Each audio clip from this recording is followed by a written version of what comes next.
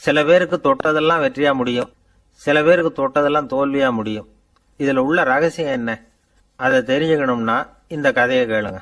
ஜப்பான்ல ஒரு பெரிய வீரர் இருந்தார். அவர் பேரு நொபுனாகா.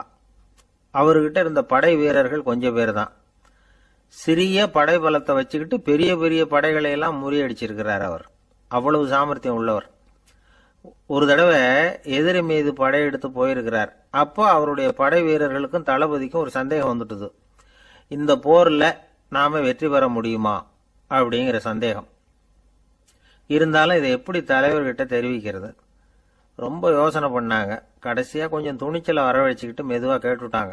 அவர் பார்த்தார், சரி அதை நாம முடிவு செய்ய வேணாம், புத்த விகாரத்துக்கு போயிட்டு வருவோம், பூவா தலையா போட்டு பார்த்துருவோம், என்ன வருதோ அது பிரகாரம் செயல்படுவோம். என்ன சொல்றீங்க? ஏன்னா போருக்கு செல்லும் பொழுது முழு மனசோட போகணும், ஊசலாட்டம் இருக்கக்கூடாது அப்படின்னார். தளபதியும் படை வீரர்களும் சரின்னு ஒத்துக்கிட்டாங்க. உடனே அவங்க எல்லாரும் அங்க பக்கத்தில் இருந்த கோயிலுக்கு போனாங்களாம். தலைவர் உள்ள போனார். எல்லாரும் ஆவலோடு வெளியில காத்துக்கிட்டு இருக்கிறாங்க. ரொம்ப நேரத்துக்கு அப்புறம் அவர் வெளியில வந்தார். தளபதி, துணை தளபதிகள் எல்லாரையும் கிட்டத்துல கூப்பிட்டார். அவங்க முன்னிலையில ஒரு தங்க காசை எடுத்தார். இதை பாருங்க, இப்ப பூவா தலையா போட்டு பார்த்துருவோம். பூ வந்தா தோத்துருவோம், தலை வந்தா ஜெயிச்சிருவோம். அதனால பூ விழுந்தா போர் வேணாம், அதை தவிர்த்துருவோம். தலை விழுந்ததுன்னா போருக்கு போவோம். விதி இப்போ நம்ம கையில தான் இருக்கு. இங்க என்ன தீர்ப்பு கிடைக்குதோ அது பிரகாரம் நடப்போம் அப்படின்னு சொல்லிவிட்டு தங்க காசு சுண்டி போட்டார். அது அப்படி சுழன்று மேலே போய் கணீர்னு தரையில வந்து விழுந்தது. எல்லாரும் ஆவலோடு அதை குனிஞ்சு பார்க்கறாங்க. தலை விழுந்திருக்குது. ஒரே மகிழ்ச்சி, ஆரவாரம். அதுக்கப்புறம் அவங்களுக்கு சந்தேகம் வரவே இல்லை. அப்படியே உறுதியான ஒரு முடிவோட போருக்கு போனாங்க. வெற்றியோட திரும்பி வந்தாங்க. வெற்றி விழா நடக்குது. தளபதி பேசுறார். இந்த வெற்றியை காசு தான் முடிவு பண்ணிச்சு, அதனால விதியை வெல்ல யாரால முடியும் அப்படின்னார். சொல்லிவிட்டு உட்கார்ந்தார். அப்போ அந்த தலைவர் தன்கிட்ட இருந்த அந்த தங்க காசை எடுத்து ரகசியமா தளபதி கிட்ட கொடுத்தாராம். தளபதி அதை வாங்கி பாக்குறாரு. அந்த நாணயத்துல 2 பக்கமும் தலை தான் இருக்குது. இதுல இருந்து என்ன தெரியுதுன்னா, வெற்றியின் ரகசியம் என்னன்னா மன உறுதி தான். எதை செஞ்சாலும் மனக்குழப்பம் இருக்கக்கூடாது. எண்ணி துணிக கருமம், இது வள்ளுவர் வாக்கு. பரீட்சை ரிசல்ட் வர்ற சமயம் ஒரு பையன் ஒரு காசை சுண்டி போட்டு தலையா பூவா பார்த்துக்கிட்டு இருந்தான். என்னப்பா பாஸா ஃபெயிலா பாக்குறியா அப்படின்னு கேட்டாங்க. பரீட்சை ரிசல்ட்டை பொறுத்த வரைக்கும் எனக்கு சந்தேகம் இல்லை சார் அப்படின்னா. அப்புறம் எதுக்கு இது அப்படின்னு கேட்டாங்க. ரிசல்ட் வந்த பிறகு எங்க அப்பா என்னை திட்டுறதோட விட்டுருவாரா இல்ல அடிப்பாரா அப்படிங்கறது தெரிஞ்சுக்கிறதுக்காக இது அப்படின்னா. ஒரு வயசான பாட்டியும் தாத்தாவும் ஒரு பூங்காவில் உட்காந்து பேசிக்கிட்டு இருக்கிறாங்க. அவங்களுக்கு கல்யாணம் ஆகி 53 வருஷம் ஆச்சு. பிள்ளைங்கள்லாம் படிச்சு பெரிய பெரிய வேலையில் இருக்கிறாங்க. பேரன் பேத்திகளும் நல்ல நிலைமையில இருக்கிறாங்க. இந்த தாத்தாவும் பாட்டியும் சிரிச்சு பேசிக்கிட்டு இருந்ததை ஒரு பெரியவர் பார்த்தார். அவருக்கு ஆச்சரியமா இருந்தது. இந்த வயசுலயும் இவ்வளவு அந்யோன்யமா இவங்க பேசிக்கிட்டு இருக்கிறாங்களே அப்படின்னு நினைச்சார். சரி நேரிலேயே கேட்டுருவோமே அப்படின்னு நினைச்சுக்கிட்டு கிட்ட போனார். உங்க மன வாழ்க்கையின் வெற்றிக்கான ரகசியம் என்ன அப்படின்னு கேட்டார். இதை கேட்டதும் அந்த தாத்தா சிரிச்சுக்கிட்டே பாட்டியை பார்த்தாராம். அதுக்கப்புறம் சொன்னாராம், நான் இந்த அம்மாவை கல்யாணம் பண்ணிட்டதுக்கும் எங்களுடைய இல்வாழ்க்கை இவ்வளவு நாளா பலம் குறையாம மகிழ்ச்சியா இருக்கிறதுக்கும் காரணம் ஒண்ணுதான். அது என்ன காரணம்னா, எங்களுக்கு இடையில பொதுவா நிறைய குறைகள் உண்டு, அதுதான் காரணம் அப்படின்னாராம். அவர் சொல்றது சரிதான் அப்படிங்கிறது மாதிரியே அந்த பாட்டியும் அவரை நிமிர்ந்து பார்த்தாங்களாம். இந்த பெரியவர் மறுபடியும் அந்த பாட்டியை பார்த்து அதே கேள்வியை கேட்டிருக்கார். உங்களுடைய நீண்டகால மன வாழ்க்கைக்கு கிடைச்ச வெற்றி எதனாலேன்னு சொல்ல முடியுமா அப்படின்னு கேட்டாராம். அவங்களும் சிரிச்சுக்கிட்டே பதில் சொன்னாங்களாம். என்ன பதில் தெரியுமா? சில பேரை நாம குறிப்பிட்ட பண்புகளுக்காக நேசிக்கிறோம், வேற சிலரை நாம அந்த பண்புகள் இல்லாத குறைகளுக்காகவே விரும்பி பழகிறோம் இல்லையா அப்படின்னு கேட்டுட்டு தலையை குனிஞ்சுக்கிட்டாங்களாம் அந்த பாட்டியம்மா. அவங்க அப்படி சொன்னதை கேட்டதும் இவருக்கு புதுசா ஞானம் பிறந்தது மாதிரி இருந்துதான். இதுதான் மனம் நிறைந்த மன வாழ்க்கை அப்படிங்கிறார் சுவாமி சென்மயானந்தர். பண்புகளை எப்படி நேசிக்க முடியுதோ அதே மாதிரி பண்புகள் இல்லாத குறைகளையும் நேசிக்க முடியும். மனசுதான் காரணம். ஒரு மேல்நாட்டு தம்பதி, அவங்களும் தாத்தா பாட்டி தான். அவங்க 2 பேரும் ஒரு பூங்காவில் உட்காந்து சிரிச்சு பேசிக்கிட்டு இருக்கிறாங்க. அதை ஒருத்தர் பார்த்தார். அவருக்கு ஆச்சரியம். இவ்வளவு காலம் ஆகி இந்த வயசுலயும் இப்படி அன்பா பேசிட்டு இருக்கிறாங்களே அப்படிங்கிற ஆச்சரியம். கிட்ட நெருங்கி போனாரு, கேட்டார், ஏன் தாத்தா உங்களுக்கு கல்யாணம் ஆகி எவ்வளவு வருஷம் ஆச்சுன்னார். 55 வருஷம் ஆச்சுன்னாராம் அவரு. இன்னமும் இவ்வளவு சந்தோஷமா இருக்கிறீங்களே, அதுக்கு என்ன காரணம்னு கேட்டிருக்கார். அதுக்கு என்ன காரணம்னா, இதுவரைக்கும் எங்களுக்குள்ள சண்டையே வந்ததில்லை அப்படின்னாராம். அது எப்படி முடியும்னு கேட்டிருக்கார் இவர் ஆச்சரியமா. அந்த தாத்தா சொல்ல ஆரம்பிச்சாராம், இதை பாருப்பா, எங்களுக்கு கல்யாணம் ஆன புதுசுல நானும் என்னுடைய மனைவியும் ஒரு குதிரை மேலே ஏறி ஒரு காட்டு வழியா போய்கிட்டு இருந்தோம். கொஞ்ச தூரம் போனதும் அந்த குதிரை எடக்கு பண்ணிச்சு. நான் உடனே கீழே இறங்கி அந்த குதிரையை பார்த்து, இது உனக்கு முதல் தடவை அப்படின்னு மிரட்டலா சொல்லிவிட்டு ஏறி உக்காந்தேன். மறுபடியும் போனோம். கொஞ்ச தூரம் குதிரை நல்லபடியாக நடந்து போச்சு. மறுபடியும் எடக்கு பண்ண ஆரம்பிச்சுட்டுது. நான் கீழே இறங்கினேன். கையில் இருந்த சாட்டையால் ஓங்கி ஒரு அடி கொடுத்தேன். இது உனக்கு 2வது தடவை அப்படின்னு சொல்லிவிட்டு ஏறி உக்காந்தேன். மறுபடியும் குதிரை கொஞ்சம் தூரம் நல்ல விதமாக நடந்து போச்சு. அப்புறமும் எடக்கு பண்ண ஆரம்பிச்சுட்டுது. அந்த சமயத்தில் ஒரு ஆற்று பாலத்தை கடந்து போய்கிட்டு இருக்கிறோம். நான் கீழே இறங்கினேன். என்னுடைய மனைவியையும் கீழே இறங்க சொன்னேன். அந்த குதிரையை பிடிச்சி அப்படியே ஆற்றுல தள்ளி விட்டுட்டேன். தள்ளி விட்டுட்டு, இது உனக்கு கடைசி தடவை அப்படின்னு சொன்னேன். அதை பார்த்ததும் என் மனைவி பதறி போயிட்டாங்க. போய், ஐயோ பாவம், என்ன இப்படி பண்ணிவிட்டீங்க, உங்களுக்கு மனசுல கொஞ்சம் கூட இறக்கமே இல்லையா அப்படின்னாங்க. நான் மெதுவா இவங்க பக்கம் திரும்பி, இது உனக்கு முதல் தடவை அப்படின்னேன். அவ்வளவுதான். அன்னையிலேருந்து இன்னைய வரைக்கும் ஒரு நாள் கூட எங்களுக்குள்ள சண்டையே வந்ததில்லை அப்படின்னு விளக்கம் கொடுத்தார் அந்த தாத்தா. ஒரு காடு, நல்ல மரம்லாம் செழிச்சு இருந்தது. அப்படிப்பட்ட காட்டுல ஒரு சாது இருந்தார். அவர் எப்படின்னா, எப்பவும் ஒரு மரத்தடியில் உட்காந்துருப்பார். ஏன்னா அவருடைய இருப்பிடமே அதுதான். அவர் என்ன பண்ணுவார், 3 கல் வச்சிருந்தார். செங்கல் மாதிரி இருக்கும், ஆனால் அதை விட கொஞ்சம் பெருசாக இருக்கும். எதுக்கு அந்த 3 கல்லுன்னா, அதுதான் அவருடைய படுக்கை. அதாவது தூங்குறப்ப ஒரு கல்லை தலைக்கு கீழே வச்சுக்குவார், இன்னொரு கல்லை இடுப்புக்கு கீழே வச்சுக்குவார், இன்னொரு கல்லை காலுக்கு கீழே வச்சுக்குவார். உடம்ப அப்படியே ஒரு தகட்டால மூடிக்குவார். அப்படியே தூங்கி போடுவார். மழை பெய்யுதுன்னு வச்சுங்க, அவர் உடம்பு 3 கல் மேலே இருக்குதா, அதனால தண்ணி அடியில் ஓடி போடும், உடம்பு நனையாது. மேலே தகடு இருக்கிறதுனால மழையும் உடம்புல படாது. அவர் தூக்கமும் கிடாது, நிம்மதியாக தூங்குவார். பகலில் அந்த 3 கல்லையும் ஒரு சேர ஒரு அடுப்பு மாதிரி வச்சு அது மேலே உட்காந்துக்குவார். அதனால பாம்பு பூச்சி எதுவும் அவரை தொந்தரவு பண்ணுறதில்ல. அது பாட்டுக்கு நடந்து போயிடும். அவர் பாட்டுக்கு நிம்மதியாக இருப்பார். யாராவது எதையாவது கொண்டுட்டு கொடுத்தா அதை வாங்கி சாப்பிடுவார், அவ்வளவுதான். ஒரு நாள் அந்த நாட்டு அரசன் காட்டுக்கு வேட்டையாட வந்தான். அந்த வழியாக வந்தப்போ இந்த சாது படுத்திருக்கிறத பார்த்தான். பரிதாபப்பட்டான். ஐயோ பாவம், இவர் இப்படி இந்த கல் மேலே உடம்ப வச்சுக்கிட்டு தூங்குறாரு, என்ன பாடுபடுவார். இவரை நாம் அரண்மனைக்கு அழைச்சிட்டு போய் சுகமாக நிம்மதியாக இருக்கிறதுக்கு வழி செஞ்சு கொடுப்போம், அது ரொம்ப நல்லா இருக்கும் அப்படின்னு நினச்சான். அப்படி நினச்சிக்கிட்டே அரண்மனைக்கு வந்துட்டான். அதுக்கப்புறம் ஒரு பல்லக்கையும் 2 சேவகர்களையும் காட்டுக்கு அனுப்பி, அந்த சாதுவை மெதுவாக இங்கே அழைச்சிட்டு வந்துடுவோம் அப்படின்னு சொல்லி அனுப்பி வச்சான். இவங்க போய் அவர்கிட்ட விவரத்தை சொன்னாங்க. எனக்கு என்னத்துக்கு அரண்மனை வாசம் அப்படின்னார். இருந்தாலும் மன்னர் உத்தரவு, நீங்கள் அவசியம் வரணும் அப்படின்னாங்க இவங்க. சரின்னு சொல்லிவிட்டு வேற வழி இல்லாமல் புறப்பட்டார். புறப்படும் பொழுது என்ன பண்ணாருன்னா, மறக்காமல் அந்த 3 கல் ஒரு தகடு அதையும் எடுத்து பல்லக்கில் வச்சுக்கிட்டார். என்னத்துக்கு இதையெல்லாம் எடுத்து வைக்கிறாரு அப்படின்னு சொல்லி அவங்க யோசனை பண்ணாங்க. இருந்தாலும் அதை பற்றி ஒன்றும் கேட்கல. பேசாமல் அவரை அழைச்சிட்டு போய் அரண்மனையில் விட்டுட்டாங்க. அரசன் ஓடி வந்தான், வரவேற்றான், அறுசுவை உணவு படைச்சான். அவர் படுக்கிறதுக்கு தங்க கட்டில், பட்டு மெத்தை, இப்படி எல்லாம் ஏற்பாடு பண்ணி வச்சான். இங்கே படுத்து ஓய்வு எடுத்துங்க அப்படின்னு சொல்லிவிட்டு அவன் பாட்டு போயிட்டான். மறுநாள் காலையில் பார்க்குறான், சாது படுத்திருக்கிறார். எப்படி தெரியுமா, அந்த பட்டு மெத்தை மேலே 3 கல்லையும் வச்சு வழக்கம் போலவே அது மேலே படுத்திருக்கிறார். அதுக்கு மேலே தகடு. அரசன் பார்த்துட்டு அதிர்ச்சி ஆயிட்டான்.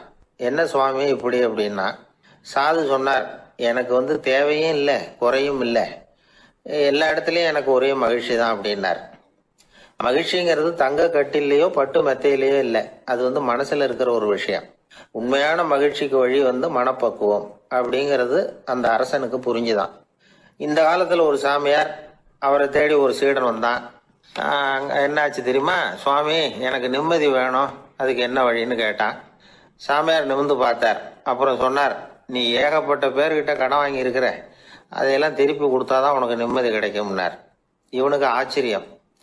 அது எப்படி சாமி அவ்வளவு கரெக்டாக நான் கடன் வாங்கினதை கண்டுபிடிச்சிங்க அப்படின்னா, உனக்கு கடன் கொடுத்து சாமியாராக போனதே நான் தான்ப்பா, அதனால தான் இந்த கதிக்கு வந்தேன்.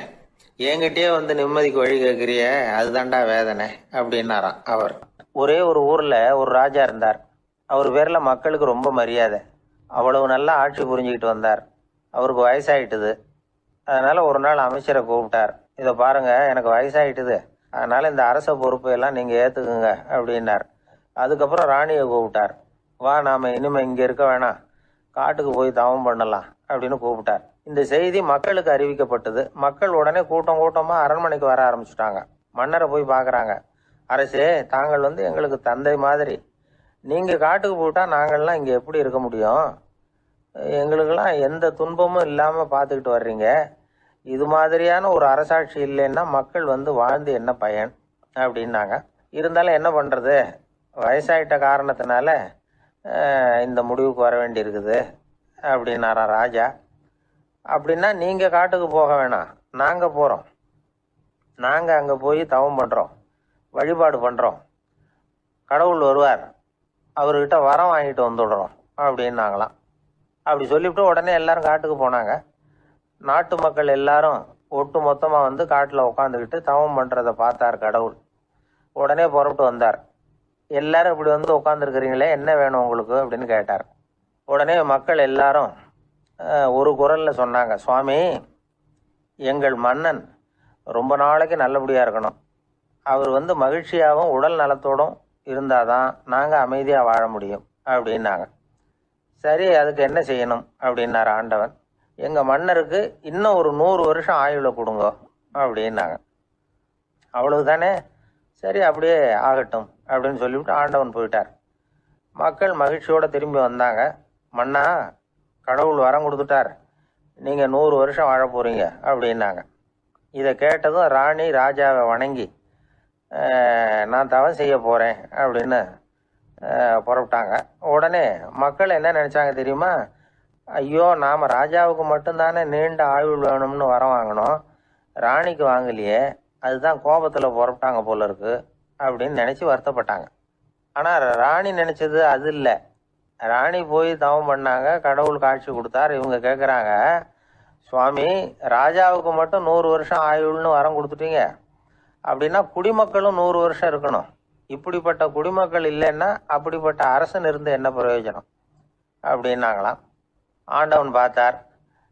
சரி, அவங்களும் 100 வருஷம் வாழ்வாங்க, அது மட்டும் இல்லை, நீயும் 100 ஆண்டு காலம் வாழ வரமளிக்கிறேன் அப்படின்னு சொல்லிவிட்டு மறைஞ்சிட்டார். இதுல ஆண்டவன் வர்றதும் மறையறதும் முக்கியம் இல்லை. இதுல கவனிக்க வேண்டியது ஆள்கிறவனின் விசால மனம், குடிமக்களின் விசால மனம், ஆள்கிறவன் மனைவியினுடைய விசால மனம். இப்படி ஒரு நாடு இருந்துட்டுதுன்னா எப்படி இருக்கும் வாழ்க்கை நினைச்சு பாருங்க. அதனாலதான் பெரியவங்கள்லாம் சொல்றாங்க, இதய வாசல் திறந்தே இருக்கணும், இதயத்தின் கதவுகளை மூடாதீங்க அப்படின்னு சொல்லுவாங்க. என்கிட்ட ஒருத்தர் சொன்னார், என்னுடைய இதய வாசல் எப்பவும் திறந்தே தான் இருக்குதுன்னார். எதனால் அப்படி சொல்றீங்க அப்படின்னு கேட்டோம். டாக்டரே சொல்லிவிட்டார், என்னுடைய இதயத்துல ஒரு ஓட்டை இருக்குது அப்படின்னு, வாழ்வு சரியில்லையா அப்படிங்கிற. நம்மள சில பேர் ரொம்ப தைரியமா இருப்பாங்க. நாம கூட சொல்றது உண்டு, அந்த ஆளுகிட்ட வர்றதுக்கு எமன் கூட பயப்படுவான் அப்படின்னு சொல்றது உண்டு. தைரியசாலிகளை நெருங்கிறதுக்கு யமன் பயப்படுவான் அப்படின்னு சொல்றது உண்மைதான். அது பொய் இல்லை. மன வலிமை இருக்கு பாருங்க, அது மனுஷனை காப்பாற்றும். இது வந்து மருத்துவ ரீதியான உண்மை. உடல் கோளாறுகள் மன ஆரோக்கியத்தை பாதிக்கும். மன எழுச்சி, மன போராட்டம் இதெல்லாம் வந்து உடல் இயக்கத்தில் மாறுதலை உண்டாக்குது. சில வகையான நோய்களுக்கும் மனசுக்கும் இருக்கிற சம்பந்தம் என்னங்கிறத பற்றியெல்லாம் இப்போ ஆராய்ச்சி பண்ணுறாங்க. ஆஸ்மா, மூட்டு வலி, பெருங்குடல் அழற்சி, உயர் ரத்த அழுத்தம், சோரியாசிஸுங்கிற தோல் வியாதி, வயிற்று புண்ணு, இந்த தைராய்டு நச்சுத்தன்மை, இது மாதிரி நோய்களை உண்டாக்குறதுல மனசோட பங்கு என்னங்கிறத பற்றியெல்லாம் ஆய்வு பண்ணி பார்த்துருக்குறாங்க. எதுக்கு எடுத்தாலும் சோர்ந்து போகிறது, தோண்டு போகிறது, இப்படிப்பட்ட மனவாகு, அதோட யாரும் நமக்கு உதவ முடியாது அப்படிங்கிற மனோபாவம், கைவிடப்பட்ட மனநிலைமை, இதெல்லாம் வந்து நோயோட தீவிரத்தை ரொம்ப அதிகரிக்க செய்யுதான். இவங்கெல்லாம் அந்த கை கால் வலிக்குது, உடம்பு அசதியாக இருக்குது, தூக்கம் வரல, முதுகு வலிக்குது, உடம்புல உணர்ச்சி குறையுது, கை கால் விரல்லாம் மரத்து போகுது, இப்படி ஏதாவது சொல்லிக்கிட்டு டாக்டர்களை தேடி வந்துக்கிட்டு இருப்பாங்க. நெஞ்சு வலி யாருக்கு வருது தெரியுமா? பதற்றம், போட்டி மனப்பான்மை, அளவுக்கு அதிகமான வேகம், துடிப்பு, பேராசை, எதுலேயும் கட்டுப்பாடு, நேரம் தவறாமை, அப்புறம் இதெல்லாம் உள்ள மனவாக உள்ளவங்க இருக்கிறாங்கல்ல, அவங்க பெரும்பாலும் நெஞ்சு வலிக்கு ஆளாயிடுறாங்களாம். ஃப்ரீட்மேன் அப்படிங்கிறவர் நிறைய ஆராய்ச்சியெல்லாம் பண்ணி பார்த்துட்டு இதை உறுதிப்படுத்தி இருக்கிறார். அவர் பண்ணின ஆராய்ச்சியில் என்னெல்லாம் தெரிய வந்தது தெரியுமா? பொறுப்பு அதிகம் உள்ளவங்களுக்கு கண்டிப்பாக ரத்த அழுத்தம் வரும், அதிகமாக இருக்குமா. அதே மாதிரி கண்டிப்பாக இருக்கிறாங்கல்ல, அவங்களுக்கும் ரத்த அழுத்தம் அதிகரிக்குமா. ரத்த அழுத்தம் தனக்கு அதிகமாக இருக்குங்கிறத தெரிஞ்சுக்கிட்டவங்க தலைவலி, மயக்கம், இந்த தலை சுத்தல், அசதி, இது மாதிரியான உணர்வுகளை அவங்களுக்கு வந்துடும், அது மாதிரி உணர்வு. ஆனால் உண்மை என்ன தெரியுமா? இதெல்லாம் ரத்த அழுத்தத்தினால இல்லை. ரத்த அழுத்தம் கட்டுப்பாட்டுக்குள்ளே இருந்தால் கூட இவங்க இப்படி நினைக்கிறாங்களாம். இதுக்கு காரணம் மனசு தான் அப்படிங்கிறார் அவர். சில பேர் எப்படி தெரியுமா? ஒருத்தர் மாரடைப்பால் இறந்து போனார் அப்படின்னு கேள்விப்பட்டால் போதும், இறந்து போகிறதுக்கு காரணம் இதயம்தான் அப்படிங்கிற பீதியால், இதய தளர்ச்சி அப்படிங்கிற மனநோயால் பாதிக்கப்படுறார். இவங்கெல்லாம் அடிக்கடி தங்களுடைய இதய பகுதியை தொட்டு பார்த்துக்குவாங்க, நாடியை பிடிச்சி பார்த்துக்குவாங்க, அடிக்கடி மூச்சை உள்ளுக்கு இழுத்து வெளியில் விட்டு வலி வருதா அப்படின்னு பார்த்துக்கிட்டு இருப்பாங்க. வேற எங்கேயாவது வலிச்சா கூட நெஞ்சை வலிக்குதா அப்படின்னு பார்ப்பாங்க. நெஞ்சு வலிக்குதுன்னு கூட சில பேர் சொல்ல ஆரம்பிச்சிருவாங்க. ஆஸ்மாவுக்கும் மனசுக்கும் சம்பந்தம் உண்டு. தீர்வு காண முடியாத மன போராட்டங்கள் எல்லாத்துக்கும் அடுத்தவங்களையே சார்ந்து இருக்கிற மனநிலை, இதெல்லாம் ஆஸ்மாவினுடைய தீவிரத்தை அதிகப்படுத்திடும். பயம், இது எப்படின்னா என்ன நடக்குமோங்கிற பதற்ற நிலை, அப்புறம் இந்த பயம், இதெல்லாம் சுவாசித்தலை அதிகரிக்க செய்யுது இல்லையா. இதனால் இரத்தத்தின் காரத்தன்மை அதிகமாகி நோயின் தீவிரமும் அதிகமாகுது. மன போராட்டம், மனக்கவலை, மன இறுக்கம், இதெல்லாம் தோல் வியாதியை தூண்டி விடுதான். இது மாதிரி இன்னும் எவ்வளவோ இருக்குது. அதனால் இன்னைக்கு நமக்கு தேவை என்னன்னா மன வலிமை, மலர்ந்த முகம். இது ரெண்டும் இருந்துட்டுதுன்னா பலவிதமான நோய்கள் நம்மக்கிட்ட நெருங்கி வராது. டாக்டர், என்ன நெருங்காமல் இருக்கிறதுக்கு நான் ஒரு காரியம் பண்ணுறேன் அப்படின்னார் ஒருத்தர். அவர் என்ன அர்த்தத்தில் சொன்னார்னா, டாக்டர் அவரை நெருங்காமல் இருக்கிறதுக்கு அவர் ஒரு காரியம் பண்ணுறாராம். நண்பர்கிட்ட சொன்னார். நண்பர் கேட்டார், அது என்ன காரியம் பண்ணுற அப்படின்னு கேட்டார். தினம் ஒரு ஆப்பிள் பழம் சாப்பிட்றேன்னார் அவர். ஏன்னா ஆங்கிலத்தில் ஒரு பழமொழி சொல்லுவாங்கல்ல, an apple a day keeps doctor away அப்படிம்பாங்க. ஒரு ஆப்பிள் பழம் சாப்பிட்டா டாக்டர் விலகியே இருப்பார், டாக்டர்கிட்ட போக வேண்டிய அவசியம் இருக்காது அப்படிங்கிறதுக்காக அந்த பழமொழி சொல்கிறது. என்னன்னா, யாருமே நெருங்காமல் இருக்கிறதுக்கு நான் ஒரு காரியம் பண்ணுறேன்னாரு இன்னொருத்தர். டாக்டர் நெருங்காமல் இருக்கிறதுக்கு ஆப்பிள் பழம் சாப்பிட்றேன்னார் அவர். என்ன, யாருமே நெருங்காமல் இருக்கிறதுக்கு நான் ஒரு காரியம் பண்ணுறேன்னார் இன்னொருத்தர். அது என்னன்னு கேட்டோம். தினம் ஒரு பூண்டு சாப்பிட்றேன்னார். ஏ கார்லிக் எ டே கீப்ஸ் எவரிபடி அவே அப்படின்னு அதுக்கு ஒரு புது விளக்கமும் கொடுத்து. ஒரு ஊர்ல ஒரு குரு இருந்தார், ஜென் குரு. அவரை தேடிட்டு ஒரு மன்னர் வந்தார். வந்தவர் ஜப்பான் மன்னர். தோட்டக்கலையை பற்றி தெரிஞ்சுட்டு போகிறதுக்காக அவர் வந்தார். எப்படி தோட்டம் அமைக்கிறது அப்படிங்கிறத பற்றி அந்த குரு விவரமாக சொல்லி கொடுத்தாரு. ஒரு நாள் 2 நாள் இல்லை, 3 வருஷம் கற்றுக் கொடுத்தார். அதுக்கப்புறம் சொன்னார், நான் கற்றுக் கொடுத்துட்டேன், இனிமேல் நீங்கள் போகலாம், போய் தோட்டம் அமைக்கலாம், அதுதான் உங்களுக்கு பரிசை. தோட்டம் அமைச்ச பிறகு சொல்லி அனுப்புங்க, நான் பார்க்குறேன். நீங்கள் இங்கே என்னவெல்லாம் கற்றுக்கிட்டீங்களோ அதையெல்லாம் அங்கே செயல்முறையில் செஞ்சு காட்டுங்க அப்படின்னு சொல்லி அனுப்பி வச்சார். மன்னர் போனார். அரண்மனைக்கு பக்கத்திலேயே ஒரு பெரிய தோட்டத்தை உண்டு பண்ணினார். அழகான மரங்களையும் செடிகளையும் உருவாக்கினார். கிட்டத்தட்ட 1000 தோட்டக்காரர்களை பயன்படுத்தி 3 வருஷங்கள் முயற்சி பண்ணி அந்த அழகான தோட்டத்தை உருவாக்கினார். குருகிட்ட இருந்து செய்தி வந்தது, நாளைக்கு தோட்டத்தை பார்க்குறேன் அப்படின்னு. மன்னர் உடனே சுறுசுறுப்பாயிட்டார். முதல் நாளே தோட்டத்தை சுத்தப்படுத்தினார். ராத்திரி பூரா யாரும் தூங்கலை. எல்லாருக்கும் தோட்டத்தை ஒழுங்குபடுத்துகிற வேலை. அது அந்தந்த இடத்துல ஒழுங்காக இருக்குதா அப்படின்னு சரி பார்த்தாங்க. ஒரு தவறும் இல்லாத வகையில் அதை ஒழுங்குபடுத்தினாங்க. மறுநாள் குரு வந்தார், தோட்டத்தை பார்த்தார். அவருக்கு கோபம் வந்துட்டுது. மன்னருக்கு ஆச்சரியம், எப்பவும் சிரிச்சுக்கிட்டே இருக்கிறவர் இப்போ இப்படி இருக்கிறாரே அப்படின்னு. மெதுவா குரு கிட்ட போய் எல்லாம் சரியா தானே இருக்குது அப்படின்னார். எல்லாம் சரிதான், ஆனாலும் எங்கே அந்த பொன்னிற காற்று அப்படின்னார். உதிர்ந்த இலைகள், பொன் மஞ்சள் நிற இலைகள் காற்றில் அப்படி புரண்டு ஓடுவதை நான் பார்க்க முடியவில்லையே அப்படின்னாராம். அது இல்லாம இந்த தோட்டம் உயிரோட்டம் உள்ளதா இருக்காது, இதுல பாடல் இல்லை, ஆடல் இல்லை, அதெல்லாம் இல்லாம இந்த தோட்டம் ரொம்பவும் செயற்கையா தெரியுதேன்னாராம். மன்னர் இப்பதான் யோசனை பண்ணார். கீழே கிடந்த காஞ்சி போன இலைகள் மட்டும் இல்ல, மரத்துல இருந்த காஞ்சி போன இலைகளையும் அப்புறப்படுத்தி சுத்தமா வச்சிருக்கிறார். இறப்பும் வாழ்க்கையினுடைய ஒரு பகுதி தான். மரணம்ங்கிறது வாழ்க்கைக்கு எதிரானது அல்ல, அதை நிரப்பும் ஒரு பகுதி தான் அது. மரணம் இல்லையில் வாழ்க்கையே இல்லை அப்படிங்கிறது பெரியவங்க கருத்து. இப்ப அந்த தோட்டம் அழகா தான் இருக்குது, இருந்தாலும் அது ஒரு ஓவியம் மாதிரி உயிர் இல்லாமல் இருக்கு. குரு ஒரு வாளியை கையில எடுத்துக்கிட்டார், தோட்டத்தை விட்டு வெளியில போனார். ஏற்கனவே வீசி எறிந்த அந்த சருகுகளை எல்லாம் அள்ளி கொண்டுகிட்டு வந்தார். உள்ள எல்லா இடங்கள்லயும் அதை வீசினார். உடனே காத்து அந்த காய்ந்த சருகுகளையும் பழுத்த இலைகளையும் அசைக்க ஆரம்பிச்சுட்டுது. இப்போ அங்க சலசல சத்தம், சங்கீதம், இலைகளின் நடனம், ஓவியம் மாதிரி இருந்த அந்த தோட்டத்துக்கு இப்போ உயிர் வந்துட்டுது. இதுதான் அந்த பொன்னான காற்று அப்படின்னாராம் குரு. மன்னருக்கு புரிஞ்சுது. மிகப்பெரிய ஜென் கேள்வி ஒன்று உண்டு. உம்மான் அப்படிங்கிற ஒரு பெரிய குருவை பார்த்து துறவி ஒருத்தர் கேட்டாராம், இலைகள் எல்லாம் கீழே விழுந்து மரங்கள் மொட்டையாக இருக்கும் பொழுது என்ன நடக்கும்? இதுதான் கேள்வி. இதுக்கு உம்மான் சொன்ன பதில் பொன்னான காற்று, தி கோல்டன் விண்ட் அப்படின்னாராம். இதுக்கு என்ன விளக்கம்னா, உன்னுடைய எண்ணங்கள் எல்லாம் உன்னுடைய மனசிலிருந்து கீழே விழுந்து உனது உள்ளுணர்வானது மொட்டையாக நிற்கும் நிலைதான் அது.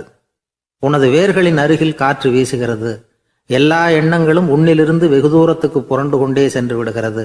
நீ அவற்றை கடந்து விட்டால் நீ அவைகளுக்கெல்லாம் மேலெழுந்து கீழே பார்ப்பவனைப் போல நிற்க ஆரம்பித்து விடுவாய். அதுதான் தியானம் என்பது அப்படின்னு சொல்றாங்க. தியானம்ங்கிறது எண்ணத்துக்கு எதிரானது இல்லை, தியானம்ங்கிறது எண்ணங்களை கடந்து செல்வதுதான். அதுக்கப்புறம் நாம பொன்னிற காற்றுல ஆட ஆரம்பிச்சிருவோம். இதுதான் பெரியவர்கள் சொல்றது. என்கிட்ட ஒருத்தர் தோட்டம் அமைக்கணும்னு யோசனை கேட்டு வந்தார். எல்லாம் சொல்லி கொடுத்தேன். செடிகள்லாம் செழிப்பா வளரணும்னா வேர் காயாம பார்த்துக்குங்க, தினமும் தண்ணி விடுங்க அப்படின்னு சொல்லி அனுப்பி வச்சேன். ஒரு மாசம் கழிச்சு ஒரு தோட்டத்தை பார்க்கறதுக்காக போனேன். போய் பார்த்தா எல்லா செடியும் வாடி கிடக்குது. என்னங்க இப்படி பண்ணிவிட்டீங்கன்னு. நீங்க சொன்னபடிதான் செஞ்சேன்னார். என்ன செஞ்சீங்கன்னு கேட்டேன். வேர் காயாம பார்த்துக்க சொன்னீங்க, தினமும் ஒரு தடவை எல்லா செடியையும் ஒவ்வொன்றா பிடுங்கி பார்த்து வேர் காயாம இருக்கா அப்படின்னு பார்த்துட்டு அதுக்கப்புறம் தண்ணி பாய்ச்சனே, அவ்வளவுதான் அப்படின்னார். ஒரு ஜென் துறவி, அவருக்கு ரொம்ப வயசாயிட்டுது, கடைசி காலம். நண்பர்களெல்லாம் கூப்பிட்டார். நண்பர்களே, நான் வித்தியாசமான முறையில் சாகணும்னு ஆசைப்படுறேன், அதுக்கு ஏதாவது யோசனை சொல்லுங்களேன் அப்படின்னு கேட்டாராம். நண்பர்கள் சிரிச்சாங்க. என்ன பேச்சு பேசுறீங்க, சாவறதுங்கிறது என்ன விளையாட்டு கத்தனமான காரியமா அப்படின்னு கேட்டிருக்காங்க. அந்த துறவி கொஞ்ச நேரம் யோசனை பண்ணார். அப்புறம் கேட்டாராம், இது வரைக்கும் யாராவது நடந்துக்கிட்டே இறந்துருக்குறாங்களா அப்படின்னாராம். எல்லாரும் இல்லைன்னாங்களாம். ஒருத்தர் மட்டும் சொல்லியிருக்கார். அப்படியும் ஒருத்தர் இறந்துருக்கிறதாக ஒரு கதையில் படிச்சிருக்கிறேன், ஒரு ஞானியால் தான் அப்படியெல்லாம் செய்ய முடியும் அப்படின்னு அவர் சொன்னாராம். சரி, அப்படின்னா அந்த முறை நமக்கு வேணாம், நின்றுக்கிட்டே யாராவது உயிரை விட்டுருக்காங்களா அப்படின்னு விசாரிச்சாராம். அப்படியும் ஒருத்தர் இறந்துருக்கிறார் அப்படின்னாங்களாம். மறுபடியும் அந்த துறவி யோசனை பண்ணியிருக்கிறார். ஏதாவது வித்தியாசமான முறையில் நாம் போகணும் அப்படிங்கிறது அவருடைய விருப்பம். மனிதன் எப்படி வாழ்கிறானோ அப்படி இறப்பது தான் நல்லது. சரி, யாராவது தலைகீழாக யோகம் செய்யும் நிலையில் இறந்துருக்கிறாங்களா அப்படின்னு விசாரிச்சாராம். நண்பர்கள் சிரிச்சாங்க. தலைகீழாக நின்னபடி இறந்ததாக நாங்கள் கேள்விப்பட்டதே இல்லை, அது முடியாத காரியம் அப்படின்னு இருக்காங்க. இப்போ அந்த துறவிக்கு திடீர்னு உற்சாகம் வந்துட்டுது. உடனே எழுந்திரிச்சார், தலைகீழாக நின்னார், அப்படியே உயிரை விட்டுட்டார். அவ்வளோதான். அந்த மடாலயத்தில் ஒரே குழப்பம். எப்படி அவரை கீழே இறக்கி படுக்க வைக்கிறது அப்படின்னு புரியல. இப்படி உயிர் விடுறதை பற்றி அவங்க இது வரைக்கும் கேள்விப்பட்டதும் இல்லை. உண்மையிலேயே இவர் இறந்து தான் போனாராங்கிறதும் தெரியல. சோதிச்சு பார்த்தாங்க. இதய துடிப்பு, நாடி துடிப்பு எல்லாம் நின்று போயிருந்தது. இவர் எப்பவும் இப்படித்தான், என்ன பண்றது இப்போ அப்படின்னு சொல்லி எல்லாரும் குழம்பிக்கிட்டு இருக்கிற சமயத்துல ஒரு பெரியவர் யோசனை சொன்னார். இந்த துறவியோட மூத்த சகோதரி பக்கத்து மடாலயத்துல இருக்கிறாங்க, அவங்களை இங்க அழைச்சிட்டு வந்தா ஏதாவது வழி கிடைக்கும் அப்படின்னார். அந்த அம்மாவுக்கு 90 வயசு. அழைச்சிட்டு வந்தாங்க. ஒரு குச்சியை ஊன்றிக்கிட்டு அப்படியே மெதுவாக நடந்து வந்தாங்க. வந்து தம்பி தலைகீழாக நின்று உயிர் விட்டு இறக்கிறத பார்த்தாங்க. தம்பின்னு கூப்பிட்டு பார்த்தாங்க, ஒன்றும் காணோம். உடனே என்ன பண்ணாங்க, தன்னுடைய கைத்தடியால் தம்பியோட உடலை ஒரு தட்டு தட்டினாங்க. ஏப்பா சாகிறப்பவும் உன்னுடைய குறும்புத்தனத்தை விடலையா? இப்படியாடா சாகிறது, ஒழுங்கா செத்து தொலை அப்படின்னாங்களாம். அவ்வளவுதான். உடனே அந்த துறவி திரும்பி நேராக நின்னார். அக்கா கோவப்படாத, நான் ஒழுங்கா சாகிறேன், எப்படி செத்தா என்ன, எல்லாம் எனக்கு ஒன்று தான் அப்படின்னு சொல்லிவிட்டு அப்படியே தரையில் படுத்து உயிரை விட்டாராம். அதுக்கப்புறம் அந்த அம்மா கோலை வந்து கையில் எடுத்துக்கிட்டு அப்படியே திரும்பி கூட பார்க்காம அவங்க பாட்டுக்கு போயிட்டாங்களாம். மரணத்தை ஒரு விளையாட்டாக ஆக்கிய அந்த துறவிக்கு வாழ்க்கையே ஒரு விளையாட்டாக தான் இருந்திருக்குது. எந்த நோக்கமும் இல்லாமல் செயல்படுறதுன்னா என்னங்கிறதும் அவருக்கு தெரிஞ்சிருக்குது. பயனை எதிர்பார்க்காம பணி செய்து வாழ்ந்து மறைந்த மகான் அவர். ஒரு ஆளு வேகமா நடந்து போய்கிட்டு இருந்தான். அவன் வேகமா நடக்கிறதுக்கு காரணம் வெயில் காலம், காலில் செருப்பு இல்லை, மணல் பாதை, அதுதான் வேகம். காலில் செருப்பும் இல்லாம கையில குடையும் இல்லாம அந்த ஆளு வெயில்ல நடந்து போய்கிட்டு இருக்கிறான். அந்த சமயத்துல இன்னொருத்தன் குதிரை மேலே ஏறி அந்த வழியா வந்துகிட்டு இருக்கிறான். அவன் காலில் செருப்பும் இருந்தது, கையில குடையும் இருந்தது. நடந்து போய்கிட்டு இருந்தவன் அந்த குதிரை ஆசாமியை பார்த்து கேட்டான், ஐயா நீங்களும் குதிரை மேலே உட்காந்துக்கிட்டு போய்கிட்டு இருக்கிறீங்க, அப்படி இருக்கிறப்போ உங்களுக்கு அந்த செருப்பு என்னத்துக்கு, அதை எனக்கு கொடுத்து உதவலாமே அப்படின்னா. குதிரை மேலே உட்காந்துருந்தவன் யோசனை பண்ணி பார்த்தான். இவன் சொல்றது நியாயம்தானே அப்படின்னு சொல்லி தன்னுடைய செருப்பை கழட்டி அந்த வழிப்போக்கனுக்கு கொடுத்துட்டான். ரொம்ப நல்லதுங்க அப்படின்னு சொல்லி இவன் அதை வாங்கி காலில் மாட்டிக்கிட்டான். அதுக்கப்புறம் மறுபடியும் இவன் ஆரம்பிச்சான், ஐயா நீங்க குதிரையில் போறதுனால போக வேண்டிய இடத்துக்கு வேகமா போய் சேர்ந்துருவீங்க, அதனால உங்க கையில் அந்த குடை என்னத்துக்கு, நான் நடந்து போயிட்டு இருக்கிறவன் ரொம்ப நேரம் நடக்க வேண்டியிருக்கும் இந்த வெயில்ல, அதனால அந்த குடையையும் எனக்கு கொடுங்களேன் அப்படின்னா. குதிரை வீரன் யோசனை பண்ணி பார்த்தான், இதுவும் நியாயம்தானே அப்படின்னு அவனுக்கு தோணுச்சு. உடனே இறக்கப்பட்டு தன் காலில் இருந்த செருப்பை கொடுத்தது மாதிரியே தன் கையில் இருந்த கொடையையும் இவங்கிட்ட கொடுத்துட்டான். அதுக்கப்புறம் அவன் நிம்மதியாக புறப்பட்டான். இப்போ மறுபடியும் கை தட்டி அவனை நிறுத்தினான். கீழே நின்றுட்டு இருந்தவன், என்னப்பா ஏன் என்ன நிறுத்தின, இன்னும் ஏதாவது வேணுமா உனக்கு அப்படின்னா குதிரையில் இருந்தவன். இவன் மெதுவாக வாயை திறந்து அந்த குதிரையையும் என்கிட்ட கொடுத்துருங்களேன்னா. அந்த குதிரை வீரன் இப்போ ஒரு கணம் யோசனை பண்ணி பார்த்தான். உடனே என்ன பண்ணான் தெரியுமா, தன்கிட்ட இருந்த குதிரை சவுக்கை எடுத்தான். குதிரை சவுக்கால அந்த ஆளை வாங்குவாங்கன்னு வீசி தள்ளிவிட்டான். இவ்வளவு சவுக்கடியும் வாங்கிக்கிட்டு இந்த ஆள் என்ன பண்ணான் தெரியுமா, சிரிக்கிறான். அடி வாங்கிட்டு யாராவது சிரிப்பாங்களா? குதிரை வீரனுக்கு ஒன்றும் புரியல. என்னப்பா அது, ஏன் இப்படி அடி வாங்கிட்டு இப்படி சிரிக்கிறியே அப்படின்னு கேட்டான். இப்போ அந்த வழிப்போக்கன் சொல்றான், ஐயா நான் இப்படி சிரிக்கிறதுக்கு காரணம் இருக்கு. இப்படி குதிரை கேட்டு உங்ககிட்ட அடி வாங்கலைன்னு வச்சுக்கோங்க, என் உயிர் உள்ள வரைக்கும் மனசுல ஒரு தவிப்பு இருந்துகிட்டே இருக்கும். செருப்பையும் கொடையையும் கேட்ட உடனே கொடுத்தவன் குதிரையையும் கேட்டிருந்தா கொடுத்துருப்பானோ அப்படிங்கிற பேராசையில ஏங்கிக்கிட்டே இருந்திருப்பேன். இப்போ உங்ககிட்ட அடி வாங்கின பிறகு என்னுடைய அந்த சந்தேகம் தீர்ந்து போச்சு. என்னுடைய ஆசைக்கு எல்லை எது அப்படிங்கிறத எனக்கு புரிஞ்சுட்டுது அப்படின்னு சொல்லிவிட்டு அவன் நடக்க ஆரம்பிச்சுட்டானான். ஆசைக்கும் எல்லை உண்டு அப்படிங்கிறத விளக்கறதுக்காக வாரியார் சுவாமிகள் சொல்ற கதை இது. இந்த காலத்திலயும் ஒருத்தன் அது மாதிரி கொடை செருப்போட குதிரையில போய்கிட்டு இருந்தான். எதிரில் நடந்து வந்தவன், ஐயா உங்க கொடையை எனக்கு கொடுங்களேன்னு கேட்டான். உடனே அவன் குதிரையிலிருந்து கீழே குதிச்சு அவனை சாட்டையால் அடிக்க ஆரம்பிச்சுட்டான். இன்னொருத்தர் அந்த வழியா வந்தவர் இதை பார்த்தார். ஏன்பா அவன் கேட்டான், உன்னால முடியலன்னா இல்லைன்னு சொல்லிட வேண்டியது தானே, அதுக்காக ஏன் இப்படி அவனை போட்டு அடிக்கிறேன்னு கேட்டார். உங்களுக்கு விவரம் புரியாது சார், காலம் ரொம்ப கெட்டு போச்சு, கேட்டதை கொடுத்தேன்னு வச்சுக்கோங்க, இந்த குதிரையே என்னோடது, அவன் திருடிக்கிட்டு போறான் அப்படின்னு என் பேர்ல புகார் கொடுக்க ஆரம்பிச்சிருவான் சார் அப்படின்னா.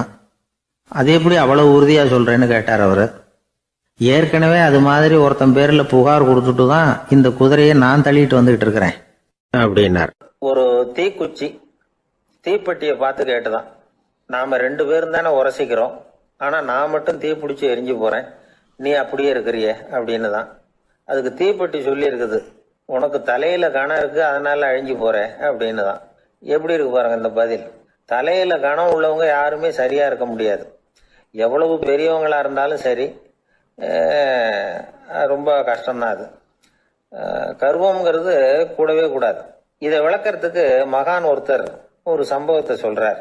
அர்ஜுனன் தீர்த்த யாத்திரை பண்ணானா. அப்போ தென்னிந்தியாவுக்கு வந்திருக்கிறான். ராமேஸ்வரத்துக்கு போனப்போ அங்க இலங்கைக்கு கல்லுலாம் அடுக்கி போடப்பட்டிருந்த பாலத்தை பார்த்தானா. ஒரு சின்ன குரங்கு அதுக்கு பக்கத்துல விளையாடிட்டு இருந்திருக்கு. அதை பார்த்துட்டு அர்ஜுனன் சிரிச்சிருக்கான். ஏன் சிரிக்கிறேன்னு கேட்டிருக்கு அந்த குரங்கு. ராமன் மிகச்சிறந்த வில் வீரன். அப்படி இருக்கிறப்போ அவன் இலங்கைக்கு அம்புகளாலேயே ஒரு பாலம் கட்டியிருக்கலாம். அதை விட்டுட்டு போயும் உன்ன மாதிரி குரங்குகளை துணையா வச்சுக்கிட்டு இப்படி ஒரு கருங்கல் பாலத்தை கட்டியிருக்கிறானே அப்படின்னு நானா. அம்புகளால பாலம் கட்ட முடியுமா அப்படின்னு கேட்டுதான் குரங்கு. ஏன் முடியாது, என்னால முடியுமேன்னு இருக்கான் அர்ஜுனன். அம்பால பாலம் கட்டலாம், இருந்தாலும் என்ன மாதிரி குரங்குகள் ஏறி நடந்தா அது தாங்குமா? அதனாலதான் ராமர் கருங்கல் பாலமே கட்டினார் அப்படின்னு குரங்கு சொல்லிச்சான். அப்படியே சொல்ற, நான் வேணும்னா இப்ப அம்புகளாலேயே ஒரு பாலத்தை கட்டுறேன், நீ அது மேல ஏறி நடந்து பார். பாலம் விழுந்துட்டுதுன்னா நான் தீ மூட்டி அதுல குதிச்சு உயிர் தியாகம் பண்ணி விடுறேன் அப்படின்னு நான் ரொம்ப கோபமா. உடனே அந்த சின்ன குரங்கு பெரிய உருவம் எடுத்துட்டுதான் கையில கதையோட அர்ஜுனன் முன்னாடி நிக்கிறான் அனுமன். பார்த்தா, என்னுடைய தலைவர் ராமரையா இழிவா பேசுற, நீ இப்போ பாலம் கட்டு, நான் என்னுடைய பலத்தை காட்டுறேன் அப்படின்னு அனுமன். அர்ஜுனன் தன்னுடைய காண்டிபத்தை எடுக்கிறான், சரமாரியா அம்புகளை விடுறான். அதெல்லாம் ஒன்னோட ஒண்ணு கோத்துக்கிட்டு அப்படியே பாலம் மாதிரி நிக்குது. அர்ஜுனன் தலை நிமிர்ந்து நின்னான். அனுமன் உயர கிளம்பி அங்கிருந்து பாலத்துல பொத்துன்னு இறங்கினான். பாலம் அப்படியே நொறுங்கி போச்சு தூள் தூளா. என்ன அர்ஜுனா, இப்ப என்ன செய்ய போற அப்படின்னு நான் ஏளனமா. அர்ஜுனன் தலையை தொங்க போட்டுக்கிட்டான். சொன்னபடி தீ மூட்டி அதுல குதிக்கிறதுக்காக 3 தடவை சுத்தி வந்தான். அப்போ கிருஷ்ணர் அங்க வந்தார். என்ன அர்ஜுனா, என்ன நடக்குது, என்ன இது அப்படின்னு ஒன்னும் தெரியாத மாதிரி கேட்டார். அர்ஜுனன் வாயை திறக்கிறதுக்கு முன்னாடி அனுமன் வாயை திறந்தான், நடந்ததை சொன்னான். அர்ஜுனன் சவால் விட்டபடி உயிர் திறந்தே ஆகணும்னா அனுமன். கிருஷ்ணர் யோசனை பண்ணார். நல்லது, இந்த சவால் விட்டதுக்கும் நடந்ததுக்கும் யார் சாட்சி? பெரிய ஒருத்தரை சாட்சியா வச்சுக்கிட்டல்லவா நீங்க இந்த போட்டியை நடத்தி இருக்கணும் அப்படின்னார். அதனால என்ன, இப்ப மறுபடியும் அந்த போட்டியை நடத்தி விட்டா போச்சு, என்னால் அந்த அம்பு பாலத்தை நொறுக்க முடியாதா அப்படின்னு அனுமன். சரி, இப்ப மறுபடியும் அது நடக்கட்டும்னார் கிருஷ்ணர். அர்ஜுனன் அம்பு பாலம் அமைச்சான். அனுமன் ஏறி குதிச்சான். பாலம் அசைஞ்சு கொடுக்கவே இல்லை, அவ்வளவு உறுதியா இருக்கு. இப்ப அனுமன் தலையை குனிஞ்சுக்கிட்டான். அர்ஜுனன் நன்றியோட நிமிர்ந்து பார்த்தான். கிருஷ்ணருடைய தோள்கள்லையும் முதுகள்லையும் ரத்தம். என்ன சுவாமி, என்ன நடந்ததுன்னு நான் பதறி போய், உன் அம்பு பாலத்தை நான் தான் மூட்டு கொடுத்து தாங்கிட்டு இருந்தேன். அனுமன் குதிச்சப்போ என் மேல ஏற்பட்ட காயங்கள் இவை. பின்ன உன்னுடைய அம்பு பலத்தினாலியா பாலம் நின்னுதுன்னு நினைக்கிற அப்படின்னாராம். முதல்ல அர்ஜுனன் அப்புறம் அனுமன் 2 பேருக்குமே கர்வ பங்கம் ஆயிட்டுதான். அதாவது அவங்க கிட்ட இருந்த கர்வம் போயிட்டுது. யாரா இருந்தாலும் கர்வம் கூடாதுங்கிறத இதுல இருந்து நாம புரிஞ்சுக்கணும். இந்த காலத்துல நாமெல்லாம் எந்த விஷயத்துக்கெல்லாம் கர்வப்பட்டு இருக்கோம் தெரியுமா? 2 பெண்கள் தங்களுடைய கணவன்மார்களை பத்தி ரொம்ப பெருமையா பேசிக்கிட்டாங்களாம். அதுல ஒரு அம்மா சொல்லியிருக்கு, என் வீட்டுக்காரர்கிட்ட எந்த சப்ஜெக்ட் கொடுத்தாலும் சரி அந்த விஷயத்த பத்தி அழகா 1 மணி நேரம் பேசுவார் அப்படின்னாங்களாம். உடனே இன்னொரு அம்மா, அது என்ன பிரமாதம், என் வீட்டுக்காரருக்கு சப்ஜெக்டே தேவையில்லை, விஷயமே இல்லாம நாள் பூரா பேசிக்கிட்டு இருப்பார் அப்படின்னாங்களாம். ஒரு ஊர்ல ஒரு பெரிய ஞானி இருந்தார். அவர் படுக்கையில இருந்தார். இன்னும் கொஞ்ச நேரம் தான் அவர் இந்த உலகத்துல இருக்க போறார். அவரை சுத்தி ஏகப்பட்ட கூட்டம். ஏற்கனவே அவருடைய உபதேசங்களை கேட்டவங்க பல பேர் அவரை சுத்தி நிக்கிறாங்க. அந்த ஞானி மெதுவா கண்ணை திறந்து பாக்குறார். எல்லாரும் அவருடைய கடைசி வார்த்தையை கேட்கறதுக்காக அவளோட காத்துக்கிட்டு இருக்கிறாங்க. அந்த ஞானி மெதுவா பேச ஆரம்பிச்சார். நான் என்னுடைய வாழ்நாள் பூராவும் உங்களுக்கு நிறைய போதனைகள் சொல்லிக்கிட்டு இருக்கிறேன். பேரானந்தம், மகிழ்ச்சி, தியானத்தன்மை, இதை பத்தி எல்லாம் சொல்லியிருக்கிறேன். இப்ப நான் வேற ஒரு கரைக்கு போய்கிட்டு இருக்கிறேன். நான் இனிமே இந்த கரையில இருக்க மாட்டேன். நீங்க நான் சொன்னதையெல்லாம் கேட்டீங்க, ஆனா எதையும் நீங்க நடைமுறைப்படுத்தி பார்க்கல. எல்லாம் கேட்டதோட சரி, அதோட விட்டுட்டீங்க. அப்புறம் அதை தள்ளி போட்டுக்கிட்டே வந்துட்டீங்க. மேலும் அதை தள்ளி போடுறதுல எந்த பிரயோஜனமும் கிடையாது. இப்ப நான் போய்கிட்டு இருக்கிறேன், உங்கள யாராவது என்னோட வர்றதுக்கு தயாரா அப்படின்னு கேட்டார். அவ்வளவுதான், யாரும் வாய திறக்கல. ஒரே மௌனம், சத்தமே இல்லை. ஒருத்தர் பார்த்துக்கிட்டே நிக்கிறாங்க. அந்த கூட்டத்துல ஒரு ஆள் அந்த ஞானி கூடவே 40 வருஷத்துக்கு மேலா இருந்திருக்கிறான். அவனும் வாயை திறக்காம இன்னொருத்தன் முகத்தை பார்த்துக்கிட்டே நிக்கிறான்.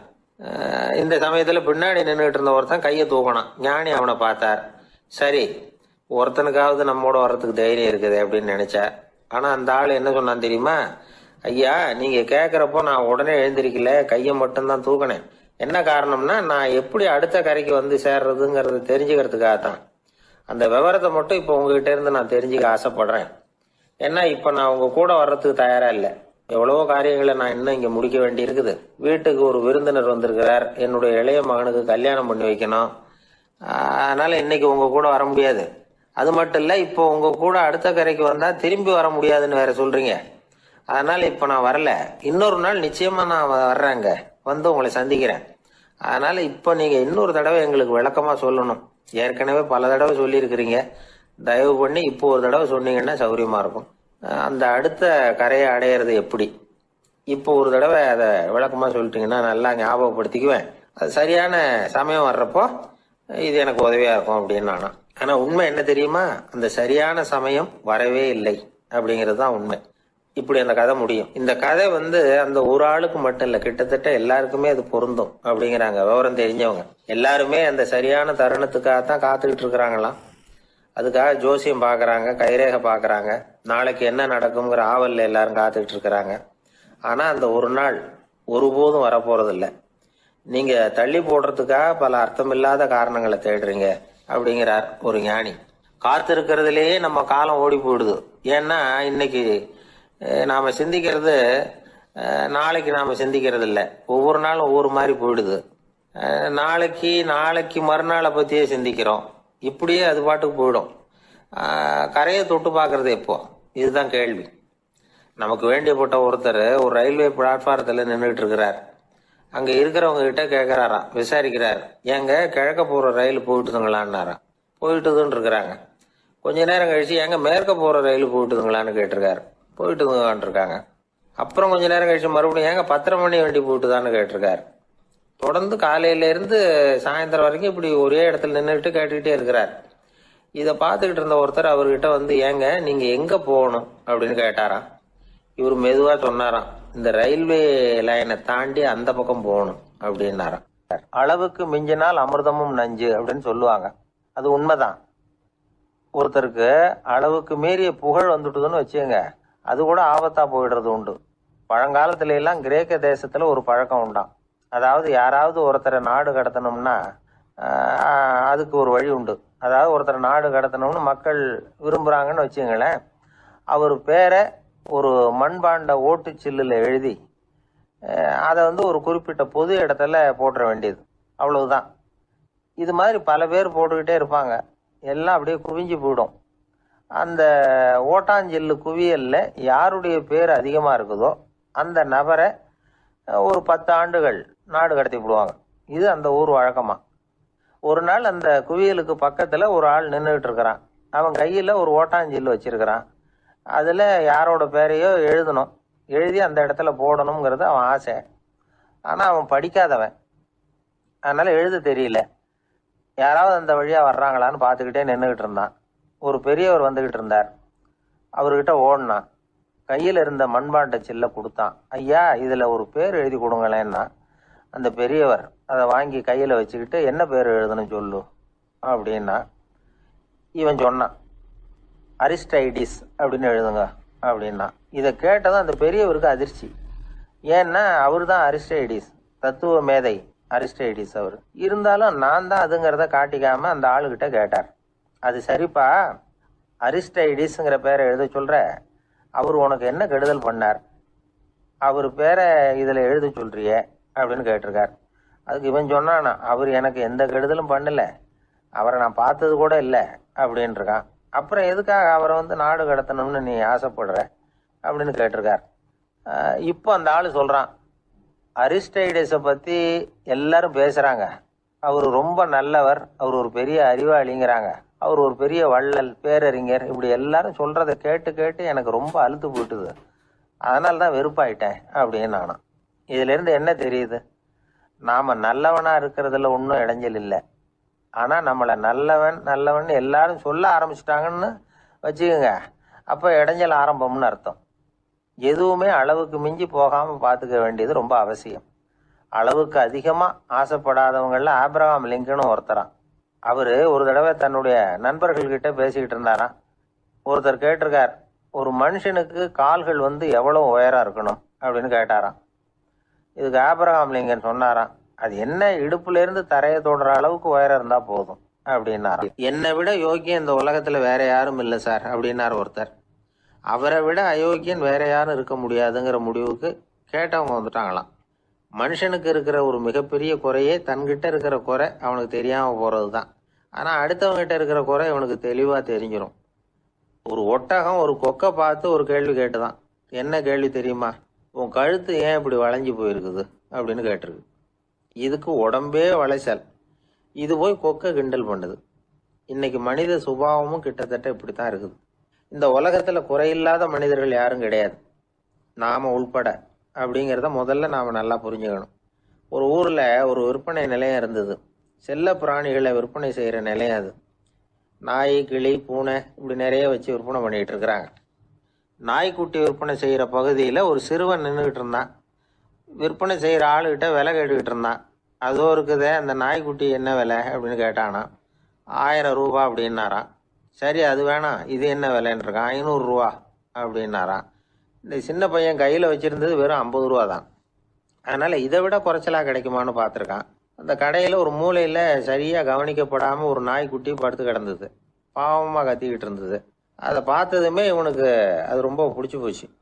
உடனே அந்த கடைக்காரரை பார்த்து, அதுவும் அந்த மூலையில படுத்து கிடக்குதே அந்த நாய்க்குட்டி என்ன விலை அப்படின்னு கேட்டிருக்கான். தம்பி, அது ஒரு கால் ஊனம், அதனால அது உன்னோட குதிச்சு விளையாடவோ ஓடுறதோ அதால முடியாத காரியம் அப்படின்னு இருக்காரு அவர். அது தெரிஞ்சுதாங்க கேட்குறேன், அதோட விலை என்ன அதை மட்டும் சொல்லுங்களேன் அப்படின்னு இருக்கான். தம்பி, இது கால் ஊனம் உள்ள ஒரு நாய். இதை போய் காசு கொடுத்து வாங்கறதுக்கு யாராவது பிரியப்படுவாங்களா? இதை நான் உனக்கு இலவசமாவே தர்றேன், எடுத்துட்டு போ அப்படின்னாராம். இதை கேட்டதும் அந்த சிறுவனுக்கு கோவம் வந்துட்டு தான். நீங்க ஒன்றும் சும்மா கொடுக்க வேணாம், இந்தாங்க 50 ரூபா, இதை வச்சுக்கிட்டு நாய்க்குட்டியை கொடுங்க அப்படின்னு இருக்கான். அவருக்கு ஒன்றும் புரியல, ஆச்சரியமா இருந்தது. சரின்னு பணத்தை வாங்கிட்டு நாய்க்குட்டியை தூக்கி கொடுத்தார். அந்த சிறுவன் அந்த நாய்க்குட்டியை 2 கையாலையும் வாங்கினா, மார்போட பிரியமா சேர்த்து அணைச்சிக்கிட்டான். தெருவில் இறங்கி நடக்கிறான். அப்படி நடக்கும் பொழுதுதான் பாக்குறார், கடைக்காரர் ஆச்சரியமா அவனை பாக்குறாரு. அப்பதான் அவருக்கு ஒரு விஷயம் புரியுது. அந்த சிறுவன் தெருவில் நாய்க்குட்டியை மார்போட அணைச்சிக்கிட்டு விந்தி விந்தி நடந்து போய்கிட்டு இருக்கிறான். ஆமா, அவனுக்கும் ஒரு கால் ஊனம். இந்த நாய்க்குட்டியை யாருமே வாங்க மாட்டாங்கன்னு நினைச்சுக்கிட்டு இருந்தார். குறையுள்ள அதுக்கும் ஒரு எஜமானன் கிடைச்சுட்டான். அதனால ஊனம் ஒரு குறை இல்லை அப்படிங்கிற உண்மையை அந்த கடைக்காரர் புரிஞ்சுக்கிட்டாராம். நம்மால் ஒருத்தர் கொஞ்சம் வயசானவர், எழுந்திரிச்சு சரியா நடக்க முடியாது, சாய்வு நாற்காலியிலேயே எப்பவும் உட்காந்துருப்பார். அவரு தனக்கு துணையா ஒரு நாயை பக்கத்துல வச்சிருந்தார். அதுவும் ரொம்ப வயசான ஒரு நாய், எழுந்திரிக்கவே சிரமப்படும், நடக்கவும் முடியாது. அவர் பக்கத்திலேயே இதுவும் சோர்ந்து போய் படுத்து கிடக்கும். அந்த பெரியவரை பார்க்க வந்த ஒருத்தர் கேட்டார், ஏங்க, ஒரு சின்ன பையனை உங்களுக்கு துணையா வச்சுக்க கூடாதா? இந்த நாயை உங்களுக்கு பாதுகாப்பா வச்சிருக்கிறீங்களே, உங்களுக்கு ஒரு ஆபத்துன்னா இது எப்படி உங்களுக்கு உதவ முடியும் அப்படின்னார். அப்ப அவரு சொன்னாராம், எனக்கு ஒரு ஆபத்துன்னா அந்த சமயத்துல இந்த நாய் என்னை தனியா விட்டுட்டு ஓடி போயிடாம இருக்கணும்ல, அதுக்காகத்தான் இதை நான் வச்சிருக்கிறேன் அப்படின்னு. ஒரு குரு, இளம் சீடர்கள் எதிரில் உட்கார்ந்து இருக்கிறாங்க. குரு பாடம் நடத்திக்கிட்டு இருக்கிறார். சீடர்களுக்கு ஒரு ஆசை, அதாவது ஒரு முக்கியமான மந்திரத்தை நம்ம குருநாதர்கிட்ட இருந்து கத்துக்கணும் அப்படிங்கிறது அவங்க ஆசை. அது என்ன மந்திரம்னா, இறந்தவரை உயிர்ப்பிக்க கூடிய புனித மந்திரம். அதாவது செத்தவங்களுக்கு மீண்டும் உயிர் உண்டாக்குகிற மந்திரம். குருவே, தயவு பண்ணி அந்த மந்திரத்தை எங்களுக்கு உபதேசிக்கணும் அப்படின்னு கேட்டாங்க. அது ரொம்ப ஆபத்தானது, அது என்னத்துக்கு உங்களுக்கு வேண்டாமேன்னாராம் குரு. எங்களுடைய நம்பிக்கை உறுதிப்படுறதுக்காகத்தான் கேட்கிறோம், வேற ஒண்ணும் இல்லை அப்படின்னாங்களாம் சீடர்கள். பக்குவப்படாத அறிவுங்கிறது ரொம்ப ஆபத்தானது அப்படின்னாராம் குரு. இது சீடர்களுக்கு புரியல. அது எப்படிங்க பக்குவப்படாத அறிவு ஆபத்தானதுன்னு சொல்றீங்க, அப்படின்னா என்ன அப்படின்னு கேட்டிருக்காங்க சீடர்கள். குரு அதுக்கு விளக்கம் கொடுத்தாராம். அந்த மந்திரத்தை எப்போ பயன்படுத்தணுங்கிறது முக்கியம். அதை அறியக்கூடிய ஞானம் ஏற்படுகிற வரைக்கும் அதை தெரிஞ்சுக்காம இருக்கிறது தான் நல்லது, இல்லைன்னா ஆபத்துன்னாராம். ஆனா இந்த சீடர்கள் அதை கேட்கற மாதிரி இல்லை, ரொம்ப பிடிவாதம் பண்ண ஆரம்பிச்சுட்டாங்க. சரி வாங்க சொல்றேன்னார் குரு. எல்லாரும் வந்தாங்க. அந்த புனித மந்திரத்தை அவங்களுக்கு ரகசியமா உபதேசம் பண்ணார். உபதேசம் பண்ணிவிட்டு அவங்களுக்கு எச்சரிக்கையும் கொடுத்தார். இந்த மந்திரத்தை நல்லா ஆராய்ச்சி பார்த்ததுக்கு அப்புறம் தான் உச்சரிக்கணும், அவசரப்பட்டு எதுவும் செஞ்சிடக்கூடாது அப்படின்னு ஒரு தடவைக்கு பல தடவை எச்சரிக்கை கொடுத்தார். சரின்னு சொல்லிவிட்டு அவங்கெல்லாம் மந்திரத்தை கற்றுக்கிட்டு எழுந்திரிச்சு போயிட்டாங்க. ஒரு நாள் அந்த சீடர்கள் எல்லாம் மணற்பாங்கான இடத்துல அப்படியே நடந்து போயிட்டு இருக்கிறாங்க. ஒரு பாலைவன பகுதி மாதிரி ஒரு இடம். அங்க ஒரு இடத்துல எலும்புகள் குவியலா கிடந்தது. உடனே இந்த சீடர்கள் முன்ன பின்ன யோசிக்காம, தியானமும் பண்ணாம, அந்த மந்திரத்தோட பயனை சோதிச்சு பார்க்கணும் அப்படின்னு நினைச்சுக்கிட்டு அந்த மந்திரத்தை உச்சரிக்க ஆரம்பிச்சிட்டாங்க. அவ்வளவுதான். உடனே என்னாச்சு தெரியுமா? அந்த எலும்புகள் எல்லாம் ஓநாய்களா மாறி அவங்கள துரத்த ஆரம்பிச்சுட்டுது. சீடர்கள் எல்லாம் தலைதெறிக்க ஓட ஆரம்பிச்சுட்டாங்க. ஓநாய்களும் விடல, அவங்கள துரத்தி பிடிச்சி கடிச்சு கொதற ஆரம்பிச்சுட்டுது. அப்பதான் அந்த சீடர்களுக்கு குரு சொன்ன அறிவுரையோட அர்த்தம் புரிஞ்சுது. பக்குவப்படாத அறிவு ஆபத்தானது அப்படிங்கிறது. அதனால இதுல இருந்து நாம தெரிஞ்சுக்க வேண்டியது என்னன்னா, நாம நம்ம அறிவை வளர்த்துக்கிட்டா மட்டும் போதாது, அந்த அறிவை எப்போ எப்படி பயன்படுத்தணும் அப்படிங்கிற பக்குவமும் நமக்கு வரணும். அப்பதான் வாழ்க்கை நல்லபடியா அமையும். இல்லைன்னா இடைஞ்சல் தான். நம்மள மாதிரி ஒரு ஆசாமி அவன் நம்மள மாதிரியே கற்பனை பண்ணான். அதாவது நாம தான் இந்த உலகத்துல ரொம்பவும் கஷ்டப்படுறோம், மற்றவங்க எல்லாம் சந்தோஷமா இருக்கிறாங்க அப்படின்னு அவன் நினைச்சுக்கிட்டான். அவன் ஒரு நாள் கடவுளை வேண்டிக்கிட்டானா, சுவாமி, இந்த உலகத்துல எவ்வளவோ பேர் இருக்கிறாங்க, ஒவ்வொருத்தருக்கும் ஒவ்வொரு விதமான கஷ்டம் இருக்கலாம், ஒத்துக்கிறேன். இருந்தாலும் எனக்கு அது கொஞ்சம் அதிகமா இருக்கிறது மாதிரி தெரியுது. அதனால நீங்க எனக்காக ஒரு சின்ன உதவி செஞ்சா போதும். அது வேற ஒண்ணும் இல்ல, என்கிட்ட இருக்கிற துயரங்களை இன்னொருத்தர் யாருகிட்டயாவது கொடுத்துருங்க, அவர்கிட்ட இருக்கிற துயரங்களை என்கிட்ட மாத்தி கொடுத்துருங்க. ஒரு மியூச்சுவல் டிரான்ஸ்பர், அவ்வளவுதான். அப்படி பண்ணிவிட்டா போதும் அப்படின்னு வேண்டிக்கிட்டானான். அன்னைக்கு ராத்திரியே அவன் ஒரு கனவு கண்டிருக்கான். வானத்திலிருந்து ஒரு குரல் கேட்டிருக்கு. அது என்ன சொல்லிச்சு தெரியுமா? ஏ ஜனங்களே, எல்லாரும் அவங்கவுங்க கஷ்டங்களை ஒரு பையில போட்டு எடுத்துக்குங்க. அப்படி எடுத்துக்கிட்டு நேரா இந்த ஊர் எல்லையில இருக்கிற கோயிலுக்கு சேருங்க அப்படின்னு அந்த குரல். ஆஹா, கடவுள் நம்ம பிரார்த்தனைக்கு செவி சாய்ச்சுட்டார் அப்படின்னு சந்தோஷப்பட்டான் இவன். உடனே என்ன பண்ணா, தன்கிட்ட இருந்த கஷ்டத்தையெல்லாம் ஒரு சாக்கு பையில போட்டு எடுத்துக்கிட்டான். வீட்டை விட்டு வெளியில வந்தான். தெருவில் இறங்கி நடக்கிறான். அங்க பார்த்தா ஏகப்பட்ட பேர் ஆளுக்கு ஒரு பைய தூக்கிக்கிட்டு கோயிலுக்கு போயிட்டு இருக்கிறாங்க. சில பேர் மூட்டையா கட்டி தலையில சுமந்துக்கிட்டு போயிட்டு இருக்கிறாங்க. இவன் பார்த்தான். இவனுக்கு ரொம்ப ஆச்சரியமா இருந்தது. ஏன்னா எல்லாரும் வச்சிருக்கிற பைய இவன் பைய விட பெருசா இருந்தது. இவன் பை தான் இருக்கிறதுலயே கொஞ்சம் சின்னதா தெரிஞ்சது. இப்ப அவன் மறுபடியும் சாமியை வேண்டிக்கிட்டான், கடவுளே, இப்ப உள்ள சூழ்நிலையை கவனிச்சா என்கிட்ட இருக்கிற பைய பரவாயில்லன்னு தோணுது. அதனால வேற பைய எதையும் மாத்த வேணாம், இதுவே பரவாயில்ல, இந்த பையோட திரும்பி வீட்டுக்கு போனா போதும்னு நினைக்கிறேன் அப்படின்னு ஏதோ நினைக்க ஆரம்பிச்சுட்டான் அவன். எல்லாரும் கோயிலுக்கு போய் சேர்ந்தாங்க. கோயில்ல அந்த குரல் மறுபடியும் கேட்டுது. எல்லாரும் அவங்கவுங்க பைகளை சோகத்துல தொங்க விடுங்க, திடீர்னு விளக்குகள் அணையும், மணி அடிக்கப்படும், அதுதான் அடையாளம். அந்த சமயத்துல இருட்டுல உங்களுக்கு வேண்டிய பைய நீங்க மாத்தி எடுத்துக்கலாம், தேர்ந்தெடுத்துக்கலாம். வெளிச்சம் இருக்கிறப்பவே உங்களுக்கு பிடிச்ச பைக்கு பக்கமா பார்த்து நீங்க நின்னுக்கலாம் அப்படின்னு சொல்லி விவரம் சொல்லிச்சான் அந்த குரல். அப்படி சொன்னதுக்கு அப்புறம் திடீர்னு விளக்கு அணைஞ்சுது, மணி அடிச்சுது. கொஞ்ச நேரம் கழிச்சு மறுபடியும் விளக்குகள்லாம் எரிஞ்சுது. இப்போ பார்த்தா எல்லாரும் அவங்கவுங்க பையையே கெட்டியா பிடிச்சிக்கிட்டு நிக்கிறாங்க. இவனும் அப்படியே நிக்கிறான். இவன் மெதுவா பக்கத்துல நிக்கிறவங்கிட்ட கேட்டானா, ஏன் நீங்க பைய கையிலேயே வச்சிருக்கிறீங்க, செவுத்துல மாட்டலையா அப்படின்னு கேட்டிருக்கான். இல்லப்பா, நீ ஏன் கையிலேயே வச்சிருக்கிறியோ அதே காரணத்துக்காக தான் நாங்களும் வச்சிருக்கிறோம். நம்ம கவலைகளை பத்தி நமக்கு ஓரளவுக்காவது தெரியும். ஆனா மற்றவங்க கவலைகள் நமக்கு பரிச்சயம் இல்லாதவை, பழக்கம் இல்லாதது. அதனால நமக்கு தெரிஞ்ச கவலைகளை சமாளிக்கிறது சுலபம். தெரியாததை சமாளிக்கணும்னா மறுபடியும் ஆரம்பத்தில இருந்து ஆரம்பிக்கணும். அதனால பழைய நண்பர்களோட வாழறது தான் மேல் அப்படின்னு ஆனான். அதுக்கப்புறம் அவன் தன்னோட பைய போதும்னு வீட்டுக்கு திரும்பி வந்துட்டானான். இது ஒரு பெரியவர் சொல்லி இருக்கிற கதை. அதனால நம்ம கிட்ட இருக்கிற கஷ்டங்கள் தான் பெருசு, அதை இன்னொருத்தங்கிட்ட கொடுத்துட்டு மாத்திக்கலாம் அப்படின்னு நினைக்கிறது தப்பு. இதே மாதிரி இன்னொரு சம்பவம். ஒரு ஊர்ல ஒரு நாள் ராத்திரி ஆகாயத்தில இருந்து கடவுள் குரல் கேக்குது. இந்த ஊர்ல இருக்கிற ஜனங்கள்லாம் கொஞ்சம் கவனிங்க, உங்களுக்கு ஒரு செய்தி. அதாவது இங்க இருக்கிற ஜனங்கள்லயே கொஞ்சம் கூட கவலையே இல்லாத ஆள் யாருன்னு எனக்கு தெரியணும்.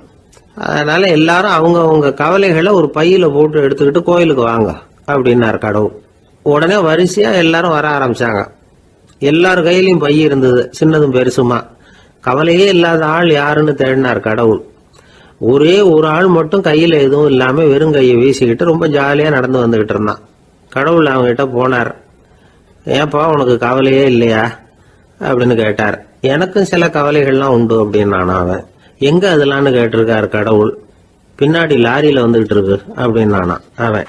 ஒரு ஊரில் ஒரு ஆள் இருந்தான். அவன் ஒரு நாள் கோயிலுக்கு போனான்.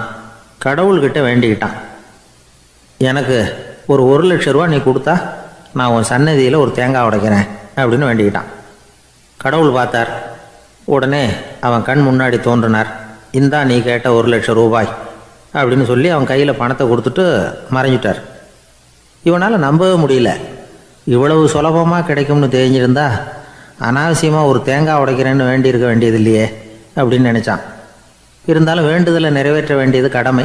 அதுக்காக என்ன பண்ணால் பக்கத்தில் ஒரு கடைக்கு போனான். ஒரு தேங்காயை கையில் எடுத்தான். இது என்ன விலைன்னு கேட்டான். 5 ரூபான்னார் கடையில் இருந்தவர். அதிகமாக இருக்குதே விலைன்னா. அப்படின்னா ஒன்று செய்யுங்க, அடுத்த ஊருக்கு போங்க, அங்கே தென்னந்தோப்பு அதிகம், அதனால் அங்கே இதை விட குறைஞ்ச விலைக்கு கிடைக்கும் அப்படின்னார். சரின்னு அடுத்த ஊருக்கு கிளம்புனான். அங்கே போய் விசாரித்தான். ஒரு தேங்காய் 3 ரூபாய் விலைன்னாங்க. இதுவும் அதிகமாக தெரியுதேன்னா.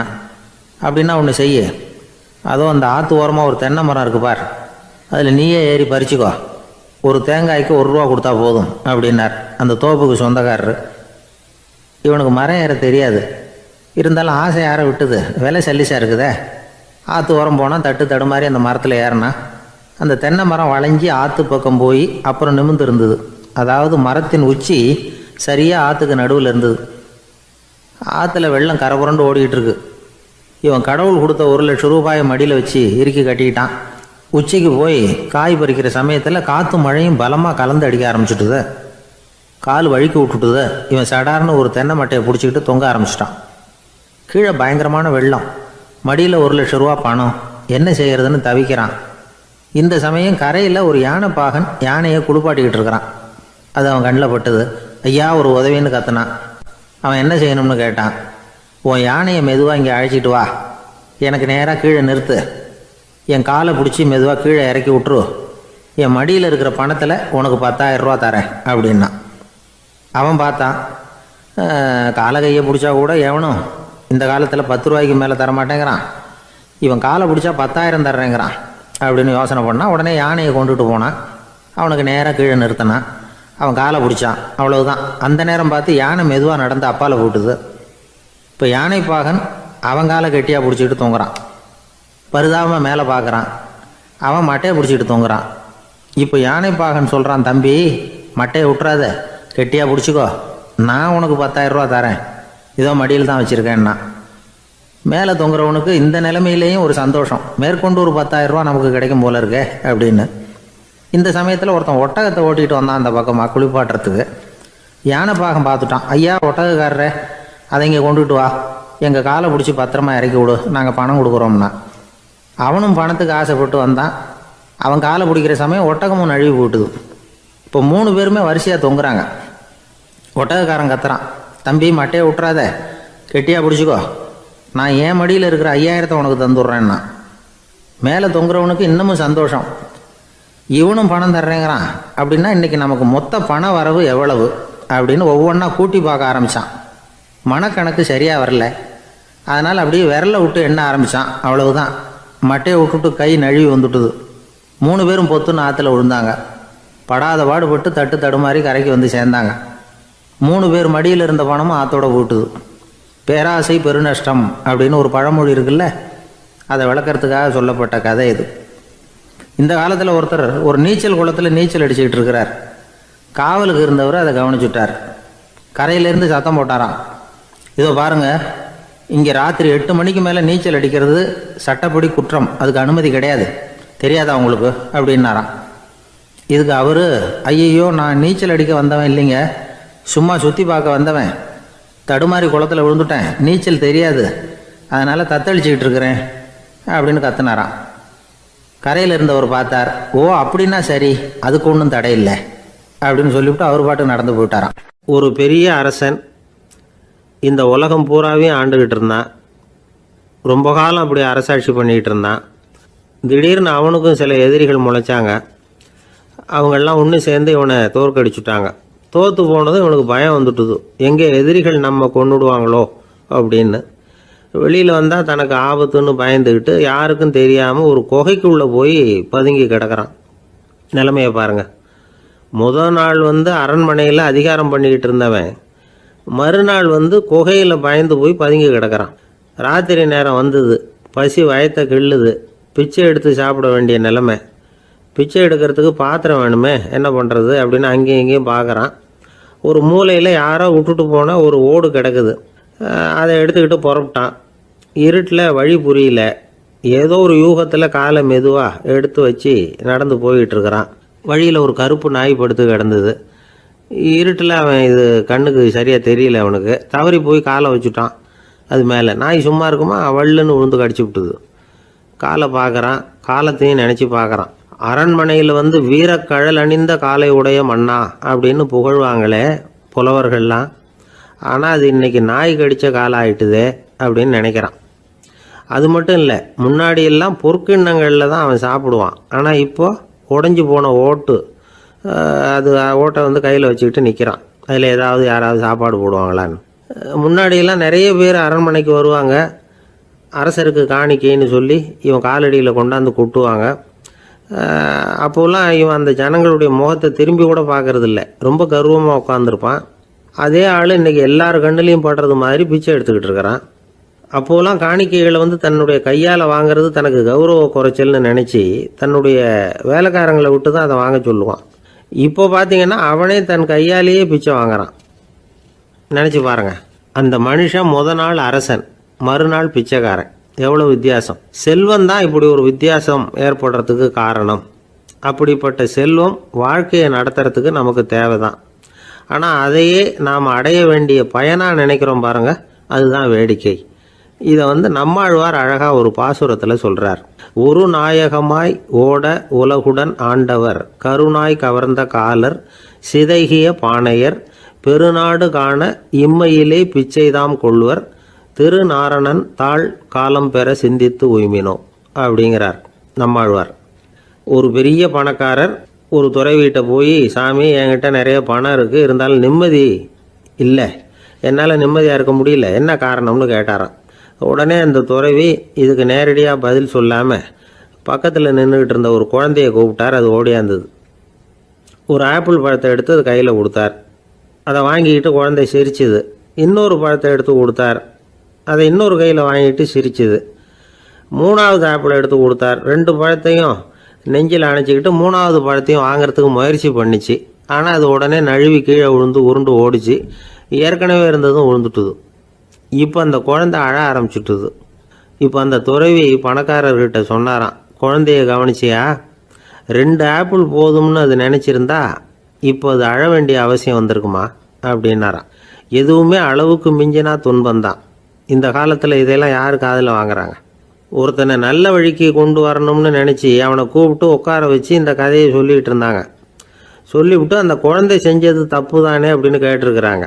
ஆமாம், தப்பு தான், நானாக இருந்தால் அப்படி செஞ்சுருக்க மாட்டேன் நானா இவன். 2 பழமே போதும்னு சொல்லியிருப்பியா அப்படின்னு கேட்டிருக்காங்க. அப்படி இல்லைங்க, அவர் கொடுக்க கொடுக்க ஒவ்வொரு பழமாக வாங்கி பின்னாடி வச்சுட்டு மறுபடியும் கையை நீட்டுவேன் அப்படிங்கிறானா. இவெல்லாம் எந்த காலத்தில் திருந்துறது? ஒரு காட்டுல ஒரு முனிவர் இருந்தார். ஒரு நாள் அவரை தேடிட்டு 4 பேர் வந்தாங்க. சுவாமி, எங்களுக்கு ரொம்ப நாளா ஒரு சந்தேகம்னாங்க. என்னன்னு கேட்டார். இந்த உலகத்துல எவ்வளவோ காரியங்கள் நடக்குது, எது நியாயம் எது அநியாயம் அப்படின்னு புரிஞ்சுக்க முடியலன்னாங்க. அது யாராலையும் புரிஞ்சுக்க முடியாதுன்னார் முனிவர். வந்தவங்களுக்கு ஆச்சரியமா போச்சு, ஒரு மாதிரியா பார்த்தாங்க.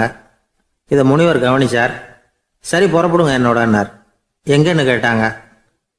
இப்போ உங்க 4 பேரையும் ஒரு புஷ்பக விமானத்தில் அழைச்சிட்டு போறேன். இந்த உலகத்துல சர்வசாதாரணமா நடக்கக்கூடிய ஒரு காட்சியை உங்களுக்கு காட்ட போறேன். நீங்க பார்க்க போற அந்த காட்சி நியாயமா அநியாயமா அப்படிங்கிறத என்கிட்ட சொல்லணும். நீங்க சரியான பதில் சொன்னா புஷ்பக விமானத்துல தொடர்ந்து பிரயாணம் பண்ணலாம். தவறான பதில் சொன்னா இந்த புஷ்பக விமானம் உங்களை கீழே தள்ளி விட்டுரும் அப்படின்னார். 4 பேருக்கும் பயம்தான், இருந்தாலும் முனிவர் கூப்பிடுறாரு அப்படின்னு சொல்லி புறப்பட்டாங்க. அவங்க எல்லாரும் புறப்பட்டு ஒரு காட்டு வழியா போய்கிட்டு இருக்கிறாங்க. புஷ்பக விமானத்தில். அங்கே நடக்கிற ஒரு காட்சியை காட்டுறார் முனிவர். அதோ அங்கே பாருங்கன்னார். அந்த விமானத்தில் இருந்தபடியே எல்லாரும் கீழே குனிஞ்சு பார்க்குறாங்க. அங்கே ஒரு தாய் புலி அப்போ தான் குட்டி போட்டிருக்கு. குட்டிகளை ஈன்ற உடனே பசிக்கு இறை தேடி அந்த பக்கமாக வருது. அதே நேரம் ஒரு தாய் மான், அதுவும் அப்போ தான் குட்டி போட்டிருக்கு. அதுவும் இதே மாதிரி குட்டிகளை ஈன்ற உடனே பசிக்கு இறை தேடி அந்த பக்கமாக வருது. இப்போ அந்த புலி அந்த மானை அடித்து போட்டுடுது. அதுவும் சாப்பிடுது, குட்டிகளுக்கும் கொடுக்குது. இப்போ அந்த புலிக்குட்டிகள் முகத்தில் மகிழ்ச்சி, தாயை இழந்த அந்த மான் குட்டிகள் முகத்தில் துக்கம். இப்போ அந்த முனிவர் 4 பேர்கிட்டையும் கேட்குறார், நீங்கள் இங்கே பார்த்தீங்களே, இதில் எது நியாயம் எது அநியாயம்? ஒவ்வொருத்தராக சொல்லுங்க. உங்கள் பதில் சரியில்லைன்னா இந்த விமானம் உங்களை கீழே தள்ளி விட்டுரும். சொல்லுங்க பார்க்கலாம்னார். முதல்ல ஒருத்தன் சொன்னான், அந்த புலி செஞ்சது சரிதாங்க. அது பசிக்கு அதுதான் ஆகாரம். தன்னுடைய பசிக்கு தானே இறை தேடிக்கிட்டுது. அதில் என்ன தப்பு? அவ்வளவுதான். அதனால் புலி செஞ்சது நியாயம்தான் அப்படின்னா. அவ்வளவுதான், அந்த விமானம் அவனை அப்படியே கீழே தள்ளி விட்டுட்டுது. அதனால் அவன் கொடுத்த பதில் சரியில்லை அப்படிங்கிறது புரிஞ்சு போச்சு. இப்போ 2வது ஆள் சொன்னான், புலி செஞ்சது பாவம். அந்த தாய்மான் என்ன தப்பு பண்ணிச்சு? இப்போ அந்த குட்டிகளுக்கு யார் ஆதரவு? அதனால் புலி செஞ்சது அநியாயம் அப்படின்னா. அவ்வளவுதான், அவனையும் கீழே தள்ளி விட்டுட்டுது அந்த விமானம். இந்த பதிலும் சரியில்லை அப்படின்னு ஆயிட்டுது. இப்போ 3வது ஆள் வந்தான். முதல்ல 2 பேர் கீழே விழுந்ததை பார்த்துக்கிட்டு இருந்தான். அதனால் அவன் சொன்னான், ரெண்டுமே நியாயம்தாங்க. புலி இறை தேடினதும் இயற்கை, அதுக்கு மான் இறையானதும் இயற்கை. அதனால் இதில் ஒன்றும் தப்பு இல்லைன்னா. அவ்வளவுதான், அவனையும் அந்த விமானம் கீழே பிடிச்சி தள்ளி விட்டுது. இப்போ 4வது ஆள் வந்தான். முனிவர் கேட்டார், நீயாவது சொல்லுப்பா, இந்த செயலில் எது நியாயம்னார். அவன் தெளிவாக பதில் சொன்னான். அதாவது என்ன சொன்னான்னா, எனக்கு தெரியல அப்படின்னா. அவனை விமானம் கீழே தள்ளல, சௌரியமாக அழைச்சிட்டு போட்டுது. இவனும் பிரயாணம் சௌக்கியமாக பண்ணானான். ஆக இதுதான் சரியான பதிலுங்கிறத முனிவர் உணர்த்தினார். இந்த கதையிலிருந்து நாம் புரிஞ்சுக்க வேண்டியது என்னன்னா, இந்த உலகத்தில் எவ்வளவோ காரியங்கள் நடக்குது. அதெல்லாம் ஏன் அப்படி நடக்குதுங்கிறதுக்கு எப்பேற்பட்ட பண்டிதராலும் பதில் சொல்ல முடியாது. தெரியாததை தெரியாதுன்னு ஒத்துக்கிட்டா வாழ்க்கை பிரயாணம் சுகமாக இருக்கும். அதனால் தேவையில்லாத விஷயங்களை புரிஞ்சுக்கிறதுக்கு நேரத்தை செலவு பண்ணிகிட்டு இருக்கக்கூடாது. வாழ்க்கையை குழப்பிக்க கூடாது. வாழ்க்கைக்கு தேவையானது என்னவோ அதை மட்டும் புரிஞ்சுக்கிட்டா போதும். இந்த காலத்து ஆள் ஒருத்தன் ஒரு பெரியவரை தேடி வந்தான். ஐயா, ஒரு சந்தேகம்னா. என்ன உன்னுடைய சந்தேகம்னார். பகுத்தறிவுன்னா என்ன, விதின்னா என்ன அப்படின்னு கேட்டான். இதுக்கு அவரு, இப்போ உன்னுடைய வலது காலை தூக்குன்னார். தூக்கினான். சரி, இப்போ உன்னுடைய வலது காலை கீழே இறக்காம உன்னுடைய இடது காலையும் தூக்குன்னார். தூக்கினான். பொத்துன்னு கீழே விழுந்துட்டான். பெரியவர் சொன்னார், உன்னால் ஒரு காலை தூக்க முடிஞ்சுது, அதுதான் பகுத்தறிவு. 2 கால்களையும் ஒரே சமயத்தில் தூக்குனா அடிபடும், அப்படிங்கிறது தான் விதி அப்படின்னு விளக்கம் கொடுத்தார். இவன் தன்னுடைய விதியை நொந்துக்கிட்டே இடுப்பை பிடிச்சிக்கிட்டு அங்கேருந்து நடந்து போயிட்டானான். ஒரு காட்டில் ஒரு நரி இருந்தது. ஒரு நாள் காலை நேரம் அது தன்னுடைய இருப்பிடத்திலிருந்து வெளியில் வந்தது. கொஞ்சம் தூரம் நடந்து வந்தது. அப்போ தான் அது தன்னோட நிழலை கவனித்து பார்த்தது. பார்த்தா அது ரொம்ப நீளமாக பெருசாக இருக்குது. காலை நேரத்தில் நிழல் அப்படி தானே இருக்கும்.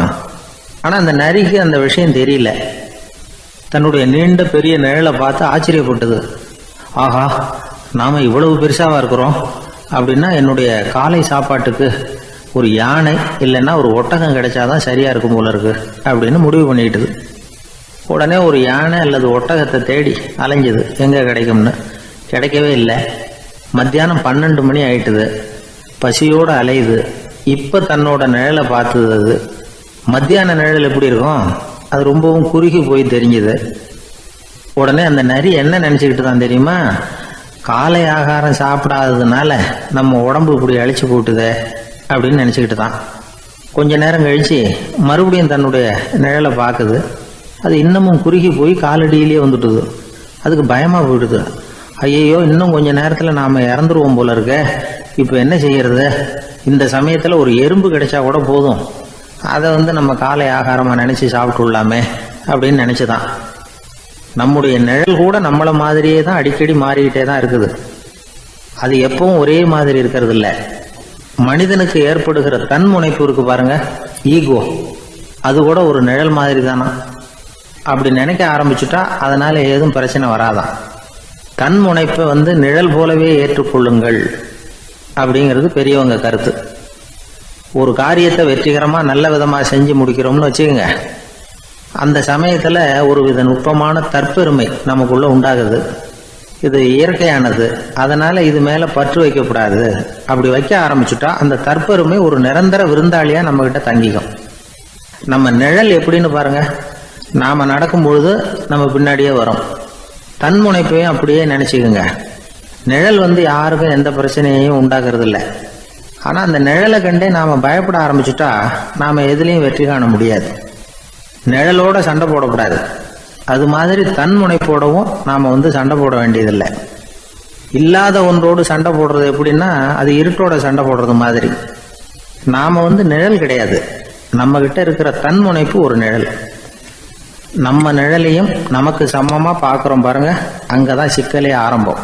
இப்போ நாம நடந்து போய்கிட்டு இருக்கிறோம், நம்ம நிழல் தரையில விழுது. யாரோ ஒருத்தர் நம்ம நிழல் மேல காலை வச்சு நடந்து போறார். உடனே அவர்கிட்ட சண்டைக்கா போறோம், ஏண்டா என் நிழலை மிதிச்ச அப்படின்னு. நமக்கு தெரியும் அது நிழல் தாங்கிறது. அவர் உங்க மேல நடக்கல, உங்களுடைய நிழல் மேலதான் நடக்கிறார். அது மாதிரி உங்க தன்முனைப்பின் மேல யாராவது நடந்தா உங்களை அவமானப்படுத்துறதா நினைக்கிறீங்க. காரணம், நாமளும் நம்ம தன்முனைப்பும் ஒண்ணுங்கிற நினைப்பு தான் காரணம், மற்றபடி வேற ஒண்ணும் கிடையாது. நம்ம நிழல் மேல நடக்கிறவர் நம்மளை காயப்படுத்துறது இல்லை. தன்முனைப்பை வேண்டாத ஒன்னாவும் பார்க்க வேண்டியதில்லை. அது இயற்கை.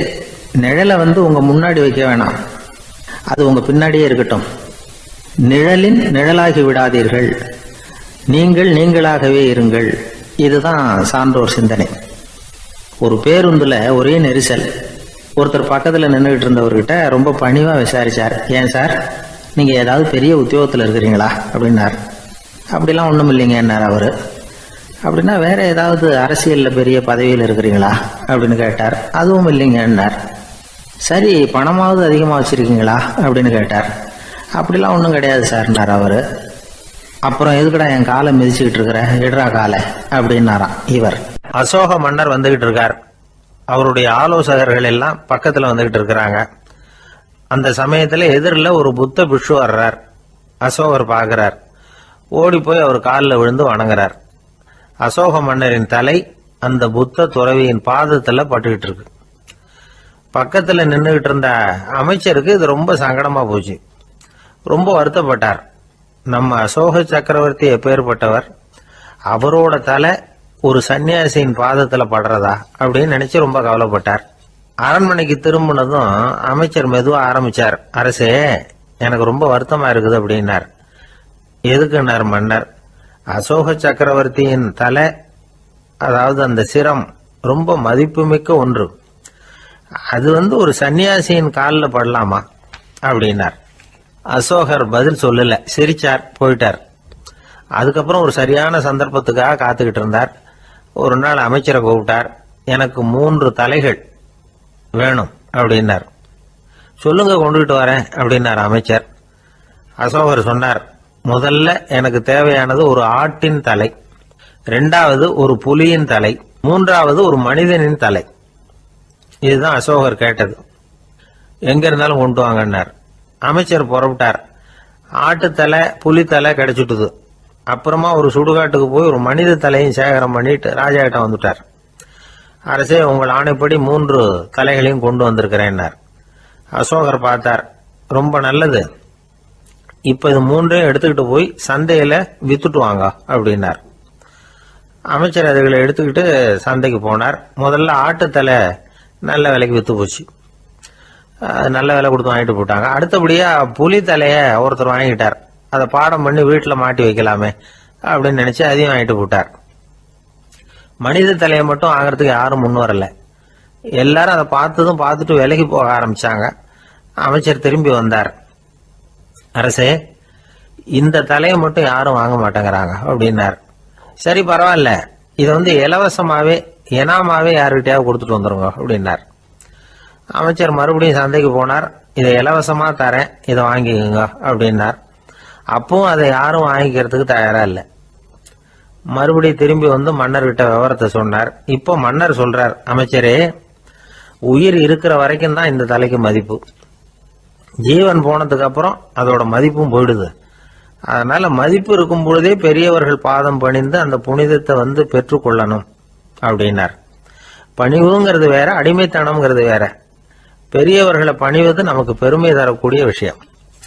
இதை மனசுல வச்சுக்கிட்டு எப்போ காலில் விழணும், எப்போ காலில் விழக்கூடாது அப்படிங்கிறத முடிவு பண்ணிக்கணும். ஒரு சாதாரண ஆள் நடந்து வந்துகிட்டு இருந்தார். எதிரில் ஒரு பெரிய மனுஷன் ஓடி போய் அவர் காலில் விழுந்து தன்னுடைய தலையை அவர் பாதத்தில் கொண்டு போய் வச்சார். கொஞ்ச நேரம் கழிச்சு எழுந்திரிச்சு வந்துட்டார். வந்த பிறகு இவரை கேட்டேன், ஏன் திடீர்னு ஓடி போய் அந்த ஆளு காலில் விழுந்தீங்க அப்படின்னு. அவர் போட்டிருக்கிறது என்னோட காணாம போன செருப்பான்னு கண்டுபிடிக்கிறதுக்காக அப்படி விழுந்தேன் அப்படின்னார். ஒரு நாள் ஒரு 10-15 பள்ளிக்கூடத்து பிள்ளைங்க தேடிட்டு வந்தாங்க. உங்களை பார்த்துட்டு தான் போகணும், அதுக்காக தான் வந்திருக்கோம்னாங்க. என்ன விஷயம்னு கேட்டோம். நாங்கள்லாம் கூடி ஒரு முடிவு பண்ணியிருக்கிறோம், அதை உங்ககிட்ட சொல்லணும் அப்படின்னாங்க. அதுவும் ஒரு வாண்டு பையன் அதை சொன்னான். என்ன முடிவு அது அப்படின்னு கேட்டோம் ரொம்ப ஆர்வமாக. அதை இப்போ சொல்ல மாட்டோம், எங்களுக்கு பிடிக்கிற மாதிரி ஏதாவது ஒரு தகவல் சொன்னால் அதுக்கப்புறம் நாங்கள் அதை சொல்கிறோம் அப்படின்னா அந்த வாண்டு பையன். சரி, சின்ன பையன்கிட்ட இன்றைக்கி வசமாக மாட்டிக்கிட்டோம் அப்படின்னு நினச்சிக்கிட்டு அவங்களுக்கு தகுந்த மாதிரி ஒரு கதை சொல்ல ஆரம்பித்தோம்.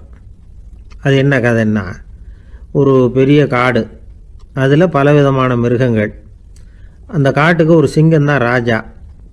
எப்பவும் காட்டுக்கு அது தானே ராஜா. ஒரு பெரிய யானைக்கு இது பொறுக்கலை. என்ன இது, எப்போ பார்த்தாலும் இங்கே சிங்கத்துக்கே ராஜா பதவி கிடைக்குது, நான்லாம் எவ்வளவு பலசாலியாக இருக்கிறேன், அப்படி இருந்தும் எனக்கு அந்த பதவி கிடைக்கலையே அப்படின்னு தனக்குள்ளே பொறுமிக்கிட்டே இருந்தது. ராஜா பதவியை நினச்சி ரொம்ப ஏக்கம், அதுக்கு பதவி மோகம். இந்த சமயம் பார்த்து ஒரு குள்ள நெறி கூட்டம் அதை தேடிட்டு வந்தது. ஐயா பெரியவங்களே, நீங்கள் இந்த காட்டுக்கு ராஜாவாக இருக்க ஆசைப்படுறீங்க, அதில் ஒன்றும் தப்பு இல்லை. ஆனால் அதுக்கு முன்னாடி நீங்கள் எங்கள் கூட்டத்துக்கு கொஞ்ச நாள் தலைவராக இருங்க, அதாவது ராஜாவாக இருங்களேன், உங்களுக்கும் ஒரு ட்ரைனிங் கிடைச்சது மாதிரி இருக்கும் அப்படின்னு சொல்லியிருக்குது இந்த கூட்டம், குள்ள நெறி கூட்டம். இதை கேட்ட உடனே யானைக்கு ரொம்ப சந்தோஷம் தாங்கலை. அதுதான் எப்போன்னு பதவிக்காக காத்துக்கிட்டு இருக்குதே. இருந்தாலும் கொஞ்சம் பிகுவோட, சரி நீங்கள்லாம் இவ்வளோ தூரம் என்ன தேடிட்டு கேட்கறதுனால மறுக்க முடியல அப்படின்னு ரொம்ப ஏதோ அவளுக்கு சிரமப்பட்டு ஒத்துக்கிறது மாதிரி ஒத்துக்கிட்டது. ஏதோ உங்கள் ஆசைக்கு கட்டுப்படுறேன், கொஞ்ச நாள் உங்கள் கூட்டத்துக்கு ராஜாவாக இருக்கிறதுக்கு சம்மதிக்கிறேன் அப்படின்னுது. உடனே அந்த யானை ராஜ நட போட ஆரம்பிச்சிட்டுது. யானை சாதாரணமாக நடந்தாவே எப்படி இருக்குங்கிறது நமக்கு தெரியும். அதுவே ராஜ நடந்தால் எப்படி இருக்கும் கற்பனை பண்ணி பாருங்கள். யானை முன்னாடி கம்பீரமாக போய்கிட்டு இருக்குது, தலைவர் இல்லையா, அதனால் குள்ள நரிகள்லாம் ரொம்ப அடக்கமாக அது பின்னாடி அணிவகுத்து போயிட்டு இருக்குது. ராஜா வாழ்க, மன்னர் வாழ்க அப்படின்னு கோஷம் வேற. யானைக்கு தலைகால் புரியல, அவ்வளவு சந்தோஷம். அந்த யானைக்கு செருக்கு, ஆணவம் எல்லாம் ஏற்பட்டு போச்சு. அதுக்கப்புறம் அது தரையை பார்க்குமா, நிமிர்ந்து நடக்க ஆரம்பிச்சுட்டுது. தரையை பார்க்குறதே இல்லை. அப்படி போயிட்டுருக்கிறப்போ ஒரு சதுப்பு நிலத்தில் திடீர்னு காலை வச்சுட்டுது. அவ்வளவுதான், கால் உள்ளே போட்டுது. இன்னொரு காலை எடுத்து வச்சுது, அதுவும் உள்ளே போட்டுது. அந்த 2 காலையும் எடுக்கிறதுக்காக அடுத்த 2 காலையும் அழுத்திச்சு, அதுவும் உள்ளே போக ஆரம்பிச்சுட்டுது. இப்போ 4 காலம் வசமாக சேத்துல அழுந்தி போச்சு, எடுக்க முடியல. குள்ள நரிகள்லாம் அதை சுற்றி சுற்றி வந்தது.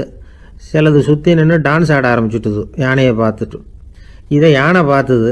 என்ன இது, தலைவர் நான் தவிச்சுக்கிட்டு இருக்கிறேன், தொண்டர்கள்லாம் சுற்றி நின்று வேடிக்கை பார்த்துக்கிட்டு இருக்கிறீங்க, டான்ஸ் ஆடுறீங்க அப்படின்னு கேட்டுதான். தொண்டர்களே, தலைவர் நான் தவிச்சுக்கிட்டு இருக்கிறது உங்களுக்கு தெரியலையா? இப்போ உடனே உங்கள் தலைவரை காப்பாற்ற வேண்டியது உங்கள் கடமை இல்லையா அப்படின்னு கத்துச்சான் அந்த யானை. குள்ள நரிகளில் ஒன்று முன்னாடி நின்று அந்த யானையை பார்த்து தான், தலைவரே எங்களுக்கு ரொம்ப நாளாக ஒரு ஆசை, அந்த ஆசையை நிறைவேற்றிக்கிறதுக்காகத்தான் உங்களை எங்கள் தலைவராக ஏற்றுக்கிறோம்னு சொன்னோம் அப்படின்னு தான். என்ன ஆசைன்னு கேட்டிருக்கு யானை. யானை கறி சாப்பிட்டு பார்க்கணுங்கிறது எங்களுக்கு ரொம்ப நாளாக ஆசை, அது இன்றைக்கி தான் நிறைவேற போகுது அப்படின்னு தான் அந்த நரி. இதை கேட்ட உடனே அந்த யானை அப்படியே மூர்ச்சி ஆகிட்டு தான். நரிகள்லாம் அது மேலே ஏறி குதற ஆரம்பிச்சுட்டு தான். பதவி மேலே இருந்த பேராசை அந்த பலசாலியான யானையையே மாட்டி விட்டுட்டுது பார்த்தீங்களா அப்படின்னு சொல்லி முடித்தோம் இந்த கதையை அந்த சின்ன பிள்ளைங்கக்கிட்ட. சரிங்க, இப்போ நாங்கள் உங்களை தேடி வந்த விஷயம் என்னங்கிறத சொல்லவா அப்படின்னா ஒரு வாண்டு பையன். சீக்கிரம் சொல்லு தம்பி, சஸ்பென்ஸ் தாங்கலை அப்படின்னோம். அவன் மெதுவாக எங்களை பார்த்து சொல்கிறான், எங்களுக்கு கொஞ்ச நாள் நீங்கள் தலைவராக இருந்தால் தேவலை அப்படின்னா. ஒரு ஊரில் ஒரு பெரியவர் இருந்தார். ஒரு நாள் அவரை தேடி ஒருத்தர் வந்தார். ஐயா, நான் கடவுளை பரிபூர்ணமாக நம்புகிறேன் அப்படின்னார். சரி, அந்த நம்பிக்கை உனக்கு எப்படி வந்ததுன்னு கேட்டார் இவர். அவர் சொல்ல ஆரம்பித்தார். ஐயா, எனக்கு கல்யாணம் ஆகி 10 வருஷம் ஆச்சு. ஆனாலும் குழந்தை பாக்கியம் இல்லை. அதுக்கு என்ன காரணமாக இருக்கும்னு நான் யோசனை பண்ணிகிட்டு இருந்தப்போ நண்பர் ஒருத்தர் ஒரு ஆலோசனை சொன்னார். உனக்கு மதப்பற்று இல்லை, எந்த கடவுளையுமே நம்ப மாட்டேங்கிற, அதுதான் காரணம். கடவுளை நம்பு, உனக்கு குழந்தை பாக்கியம் கிடைக்கும் அப்படின்னார். அவர் அப்படி சொன்னாரே தவிர எனக்கு சந்தேகம்தான். இருந்தாலும் அவர் சொன்னபடியும் நடந்து தான் பார்ப்போமே அப்படின்னு முடிவு பண்ணேன். கடவுளை நம்ப ஆரம்பித்தேன். அந்த வருஷமே அழகான ஆண் குழந்தை பிறந்தது. எல்லாம் இறைவன் அருள் அப்படின்னார். இவர் இப்படி சொன்னதை கேட்டதும் அந்த பெரியவர் சொன்னார், நீ சொல்றதெல்லாம் சரிதான். இருந்தாலும் இந்த காலத்தில் எந்த ஒரு காரியமாக இருந்தாலும் அதை சோதனை செஞ்சு பார்த்துட்டு தான் ஒரு முடிவுக்கு வந்து சேர முடியும். அறிவுபூர்வமான முடிவு அதுவாக தான் இருக்கும். அறிவியல் சோதனைகள் அப்படித்தான். ஒரு குறிப்பிட்ட விஷயத்தை பற்றி எத்தனை தடவை சோதனை பண்ணாலும் ஒரே முடிவு தான் கிடைக்கணும். அதுதான் சரியா இருக்கும். அதனால இப்போ மறுபடியும் ஒரு சோதனைன்னார். என்ன செய்யணும் அப்படின்னு கேட்டார் இவர். கடவுள்கிட்ட ஒரு பெண் குழந்தை வேணும்னு கேளு. முதல்ல ஆண் குழந்தைய கொடுத்தது மாதிரியே இப்போ ஒரு பெண் குழந்தையையும் கொடுக்குறாரா பார்க்கலாம் அப்படின்னார். சரின்னு சொல்லி இவர் அதே மாதிரி முயற்சி பண்ணினார். அதுக்கப்புறம் அவர் இந்த பெரியவர்கிட்ட வரவே இல்லை. கொஞ்ச காலம் கழிச்சு இவரே அவரை தேடிட்டு போய் கதவை தட்டினார். அவர் கதவை திறந்தார். என்ன ஆச்சு, கடவுள் கண் திறந்தாரா அப்படின்னு கேட்டார். அவர், அந்த சமாச்சாரம்லாம் நமக்கு வேணாம் சார். முதல் தடவை அது ஏதோ தற்செயலா ஏற்பட்ட ஒரு சாதகம்.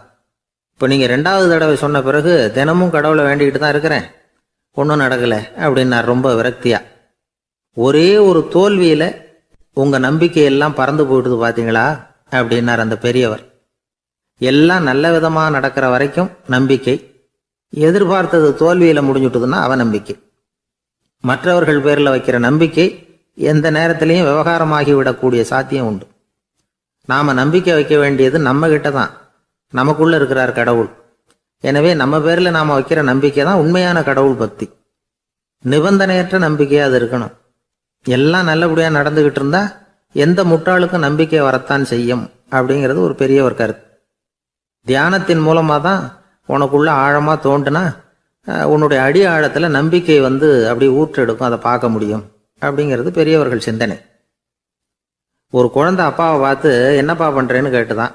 பிரார்த்தனை பண்ணிட்டு இருக்கிறேன்னாராம் அப்பா. பிரார்த்தனை பண்ணுனா என்ன கிடைக்கும் அப்படின்னு கேட்டுதான் குழந்தை. எல்லாம் கிடைக்கும் அப்படின்னாராம் அப்பா. நீ வச்சிருக்கிறிய பேனா அது கூட கிடைக்குமான்னு கேட்டுதான் குழந்தை. ஓ, கிடைக்குமேன்னு இருக்கார்.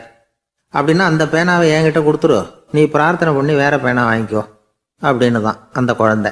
ஒரு பெரிய தத்துவ சிந்தனையாளர் இருந்தார், சுவாங்சு அப்படின்னு பேர். அவருடைய மனைவி ஒரு நாள் திடீர்னு காலமாயிட்டாங்க. ஐயோ பாவம், அவர் ரொம்ப வருத்தப்படுவார், போய் ஆறுதலாக 4 வார்த்தை பேசிவிட்டு வரலாம் அப்படின்னு நினச்சிக்கிட்டு நிறைய பேர் அவரை தேடிட்டு வந்தாங்களாம். வந்தவங்களுக்கு ஆச்சரியம். ஏன்னா இவர் வருத்தப்பட்டுக்கிட்டு இருப்பார் அப்படின்னு தானே எதிர்பார்த்தாங்க. அப்படி இல்லை, தாளம் போட்டுக்கிட்டு உட்காந்துருக்கிறார். தாளத்துக்கு தகுந்த மாதிரி பாட்டு வேற பாடிக்கிட்டு இருக்கிறார். என்ன மனுஷன் அவர், கொஞ்சம் கூட கவலை இல்லாமல் இப்படி இருக்கிறாரு அப்படின்னு நினச்சாங்க. ஒருத்தர் துணிஞ்சு அவர்கிட்ட கேட்டுவிட்டார், என்னங்க இது இப்படி அப்படின்னு. அதுக்கு அவர் என்ன சொன்னார் தெரியுமா? இதை பாருங்க, என்னுடைய மனைவி பிறக்கிறதுக்கு முன்னாடி அவளுக்கு உயிரும் கிடையாது, உடலும் கிடையாது. அதுக்கு பிறகு தான் உயிர் வந்தது, உடல் வந்தது, அந்த உருவம் வந்தது. இப்போ என்ன ஆச்சு, அந்த உருவமும் உயிரும் போயிட்டுது, அவ்வளவுதானே. வந்தது போயிட்டுது. இளவேனில் காலம், இலையுதிர் காலம், பனிக்காலம், இப்படி பருவங்கள் வந்து மாறி மாறி வருது இல்லையா? அது மாதிரி பிறப்பும் இறப்பும் மாறி மாறி வருது. இது இயற்கை. இதுக்காக அழுதா அது எப்படி அப்படின்னாராம். ஞான தெளிவு அடைஞ்சவங்களுக்கு எல்லாமே சுகம்தான். திருவள்ளுவரும் அதை தான் சொல்றார். உறங்குவது போலும் சாக்காடு, உறங்கி விழிப்பது போலும் பிறப்பு. தூங்குறதுக்கெல்லாம் நாம் வருத்தப்பட்டுக்கிட்ட இருக்கிறோமா? இன்னைக்கு தூங்க வேண்டியிருக்குதே, இன்னும் கொஞ்சம் நேரத்தில் நான் தூங்க வேண்டியிருக்கு அப்படின்னு சொல்லி யாராவது அழுதுகிட்டு இருப்பாங்களா? அதனால் இந்த உலக வாழ்க்கையினுடைய இயல்பை வந்து யதார்த்தத்தை நாம் தெளிவாக புரிஞ்சுக்கணும். அப்படி புரிஞ்சுக்கிட்டா நாம் கவலை இல்லாமல் வாழ முடியும். ஒரு வயசான தாத்தா பாட்டி 60 வருஷத்துக்கு முன்னாடி அவங்களுக்கு கல்யாணம் ஆச்சு. ஒன்றாவே வாழ்ந்தாங்க, ஒன்றாவே இறந்து போனாங்க. இப்போ அவங்க 2 பேரும் சொர்க்கத்துக்கு போய் சேர்ந்தாங்க. அங்கே எல்லா வசதியும் இருந்தது. ஒரு பெரிய பங்களாவே இவங்களுக்கு ஒதுக்கி கொடுத்தாங்களாம். இதுக்கு எவ்வளவு வாடகைன்னு கேட்டார் தாத்தா. வாடகையெல்லாம் கிடையாது, இலவசம் அப்படின்னார் அங்கே இருந்தவர். அந்த வீட்டுக்கு பின்னாடி ஒரு பெரிய புல்வெளி இருந்தது. இதில் விளையாட ஏதாவது கட்டணம் உண்டான்னு கேட்டிருக்காரு தாத்தா. அதெல்லாம் ஒன்றும் கிடையாது, பணம்லாம் கட்ட வேண்டியதில்லை அப்படின்னார் அவர். பக்கத்தில் ஹோட்டல் மாதிரி ஒரு பெரிய கட்டடம், உள்ள சாப்பாட்டு மேஜைகள், அது மேலே விதவிதமான பலகாரங்கள். சாப்பாட்டுக்கெல்லாம் எவ்வளவு அப்படின்னு விசாரிச்சாராம் தாத்தா. அதுதான் சொன்னேனே, இங்கே எல்லாமே இலவசம்தான், எது வேணும்னாலும் சாப்பிட்லாம், எவ்வளவு வேணும்னாலும் சாப்பிட்லாம் அப்படின்னாரா. நீங்கள் சொல்கிறீங்க அப்படி, ஆனால் நான் சர்க்கரை சேர்த்துக்கக்கூடாது, உப்பு சேர்த்துக்கக்கூடாது, பாட்டி கையால் எப்பவும் பத்திய சாப்பாடு தான் அப்படின்னாராம் தாத்தா. இதை பாருங்கள், இங்கே உங்களுக்கு அந்த கவலையும் வேண்டியதில்லை. இங்கே நீங்கள் ஸ்வீட்டு சாப்பிட்லாம், காரம் சாப்பிட்லாம், உங்களுக்கு எந்த நோயும் வராது அப்படின்னாராம் அங்கே சொர்க்கத்தில் இருந்தவர். இதை கேட்ட உடனே அந்த தாத்தா பக்கத்தில் நின்ன பாட்டியை பார்த்து கத்துனாராம், அடி பாவி, எல்லாத்தையும் கெடுத்துட்டியே, நீ எனக்கு பத்திய சாப்பாடு போடாமல் கண்டதை திங்க விட்டுருந்தா 10 வருஷத்துக்கு முன்னாடியே நான் இங்கே சேர்ந்துருப்பேனே அப்படின்னாராம். ஒரு ஊரில் ஒரு கோயில் இருந்தது, ரொம்ப பழைய கோயில். உள்ளே போகிறதுக்கே பயமாக இருக்கும், எந்த நேரத்தில் இடிஞ்சு விழுந்துருமோ அப்படிங்கிற பயம். அப்படி இருந்ததுனால யாரும் துணிஞ்சு சாமி கும்பிடுறதுக்கு அங்கே போகிறதில்ல. கோயிலுக்கு வர்ற கூட்டம் கொஞ்சம் கொஞ்சமாக குறைய ஆரம்பிச்சுட்டுது. கோயில் நிர்வாகிகள் எல்லாரும் கூடி உட்காந்து பேசினாங்க, என்ன பண்ணலாம்னு யோசனை பண்ணாங்க. எந்த இடம் மோசமாக இருக்கோ அந்த இடத்த பழுது பார்த்தாங்க, அங்கே எங்கே வர்ணத்தை பூசி கொஞ்சம் அழகுபடுத்தி பார்த்தாங்க. ஏதோ இந்த ஊரில் கோயில்னு ஒன்று இருக்குது, அது மக்களுக்கு தெரியணும் அப்படிங்கிறதுக்காகத்தான் அப்படிலாம் பண்ணாங்க. இருந்தாலும் கோவில் இருக்கிற நிலைமை மக்களுக்கு தெரியும், அதனால் அங்கே வர்றது குறைச்சிக்கிட்டாங்க அவங்க. ஒரு கட்டத்தில் யாருமே வர்றதில்லை, நிலைமை அந்த அளவுக்கு ஆயிட்டுது. மறுபடியும் கோவில் நிர்வாகிகள் கூட்டம் நடந்தது. இந்த கூட்டம் கூட கோயிலுக்கு உள்ளே நடக்கலை, இடிஞ்சு விழுந்துருமோங்கிற பயம். அதனால் வெளியில் தான் உட்காந்து கூட்டத்தை நடத்தினாங்க. ஏன்னா உள்ளே போகிறதுக்கு அவங்களுக்கும் துணிச்சல் கிடையாது, எந்த நேரமும் விழுந்துரும் போல் இருந்தது அது. அது வழியாக போகிறவங்க கூட வேகமாக அந்த இடத்த கடந்து போக ஆரம்பிச்சிட்டாங்க. கோவில் நிர்வாகிகள் வெளியில் உட்காந்து கூட்டம் போட்டாங்க இல்லையா, அந்த கூட்டத்தில் 4 தீர்மானங்களை நிறைவேற்றினாங்க. அது என்ன 4 தீர்மானம்னா, முதல் தீர்மானம், இந்த கோவிலை இடிப்பது அப்படிங்கிற முடிவை இந்த கமிட்டி மிகவும் வருத்தத்துடன் ஏற்றுக்கொள்ளுகிறது அப்படின்னு நிறைவேற்றினாங்க. இதுக்கு பதிலாக இன்னொரு கோவிலை உடனடியாக கட்டி முடிச்சுடணுங்கிறது 2வது தீர்மானம்.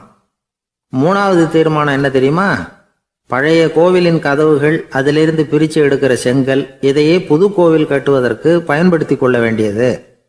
பழைய கோவில் இருந்த மாதிரியே அதே வடிவத்தில் புது கோவிலையும் கட்ட வேண்டியது. பழைய கோவிலின் அஸ்திவாரத்தை அப்படியே வச்சுக்கிட்டு அதுக்கு மேலே நாம் கோயிலை கட்டிக்க வேண்டியது. இதுதான் 3வது தீர்மானம். இதையும் கமிட்டி முழு மனசோட ஏற்றுக்கிட்டது. இது வரைக்கும் சரி.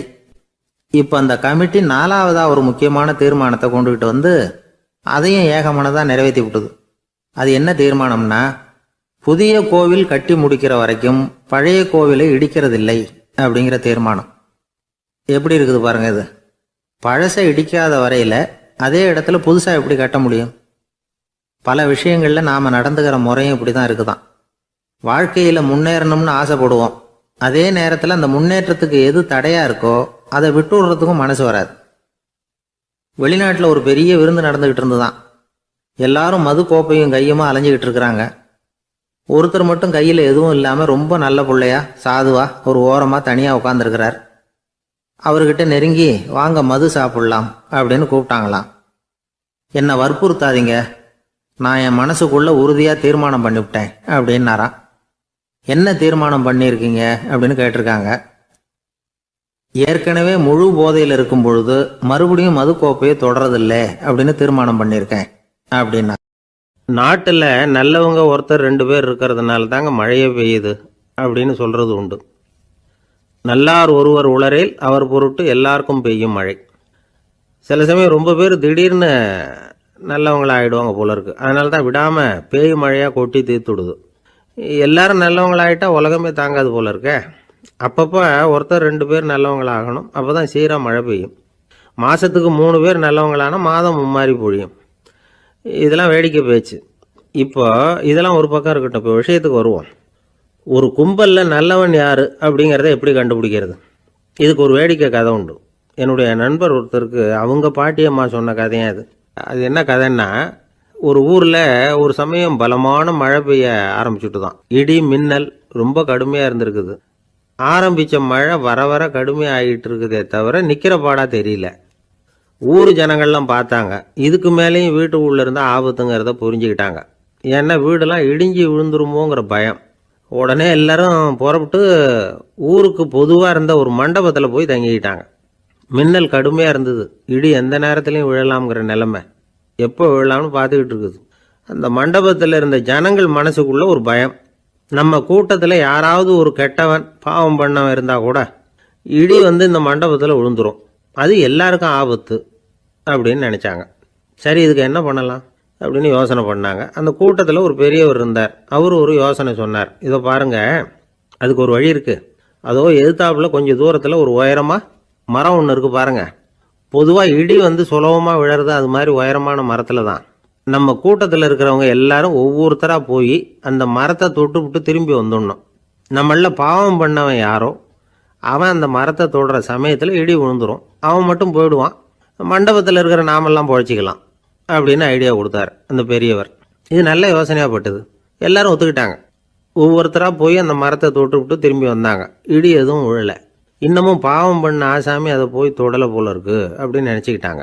ஒவ்வொருத்தராக போகிறாங்க. எல்லாரும் போய் தொட்டுவிட்டு வந்தாச்சு. இன்னும் ஒரே ஒரு ஆசாமி தான் பாக்கி. கடைசியாக இருந்த அந்த ஆள் பயந்துட்டான். இது வரைக்கும் இடி விழலைன்னா இப்போ என்ன அர்த்தம்? இப்போ நாம தான் பாக்கி, நாம தான் தப்பு பண்ண ஆள் போல இருக்கு அப்படின்னு நினச்சிட்டான். அதனால் துணிச்சலாக போய் தொடுறதுக்கு பயந்தான். தயங்கிக்கிட்டே இருந்தான். இருந்தாலும் மற்றவங்கள்லாம் சும்மா இருப்பாங்களா? கட்டாயப்படுத்தி கழுத்தை பிடிச்சி தள்ளாத குறையா அவனை தள்ளி விட்டாங்க, போய் தொட்டுட்டு வாடான்னு. அவன் நடுங்கிக்கிட்டே போய் அந்த மரத்தை தொட்டான். அதே வினாடி ஒரு பயங்கரமான மின்னல் இடி விழுந்துட்டுது. எங்கே விழுந்தது தெரியுமா? அந்த ஆள் மேலே இல்லை, மண்டபத்தில் விழுந்தது. மண்டபத்தில் இருந்தவங்க பூரா காலி. அந்த ஒரு ஆள் மட்டும் பொழைச்சிக்கிட்டான். இந்த ஒரு ஆளை காப்பாற்றுறதுக்காக தான் இடி வந்து மண்டபத்தில் விழாமல் இருந்திருக்குது. இதுதான் கதை. அதனால் நல்லவங்க எப்படியும் தப்பிச்சுக்குவாங்க அப்படிங்கிறது ஒரு நீதி. ஒருத்தன் அப்படி தான் தெருவில் நடந்து போய்கிட்டு இருந்தான், ரொம்ப நல்லவன். எதிரில் ஒருத்தன் சைக்கிளில் வந்துக்கிட்டு இருந்தான். அதில் மோதி இவன் கீழே விழுந்துட்டான். சைக்கிள்காரன் உடனே இறங்கி இவனை தூக்கி விட்டான். இவன் எழுந்திரிச்சு அவனை முறைச்சி பார்த்தான். அப்படி பார்க்காதீங்க சார், நீங்கள் ரொம்ப புண்ணியம் பண்ணியிருக்கீங்க, அது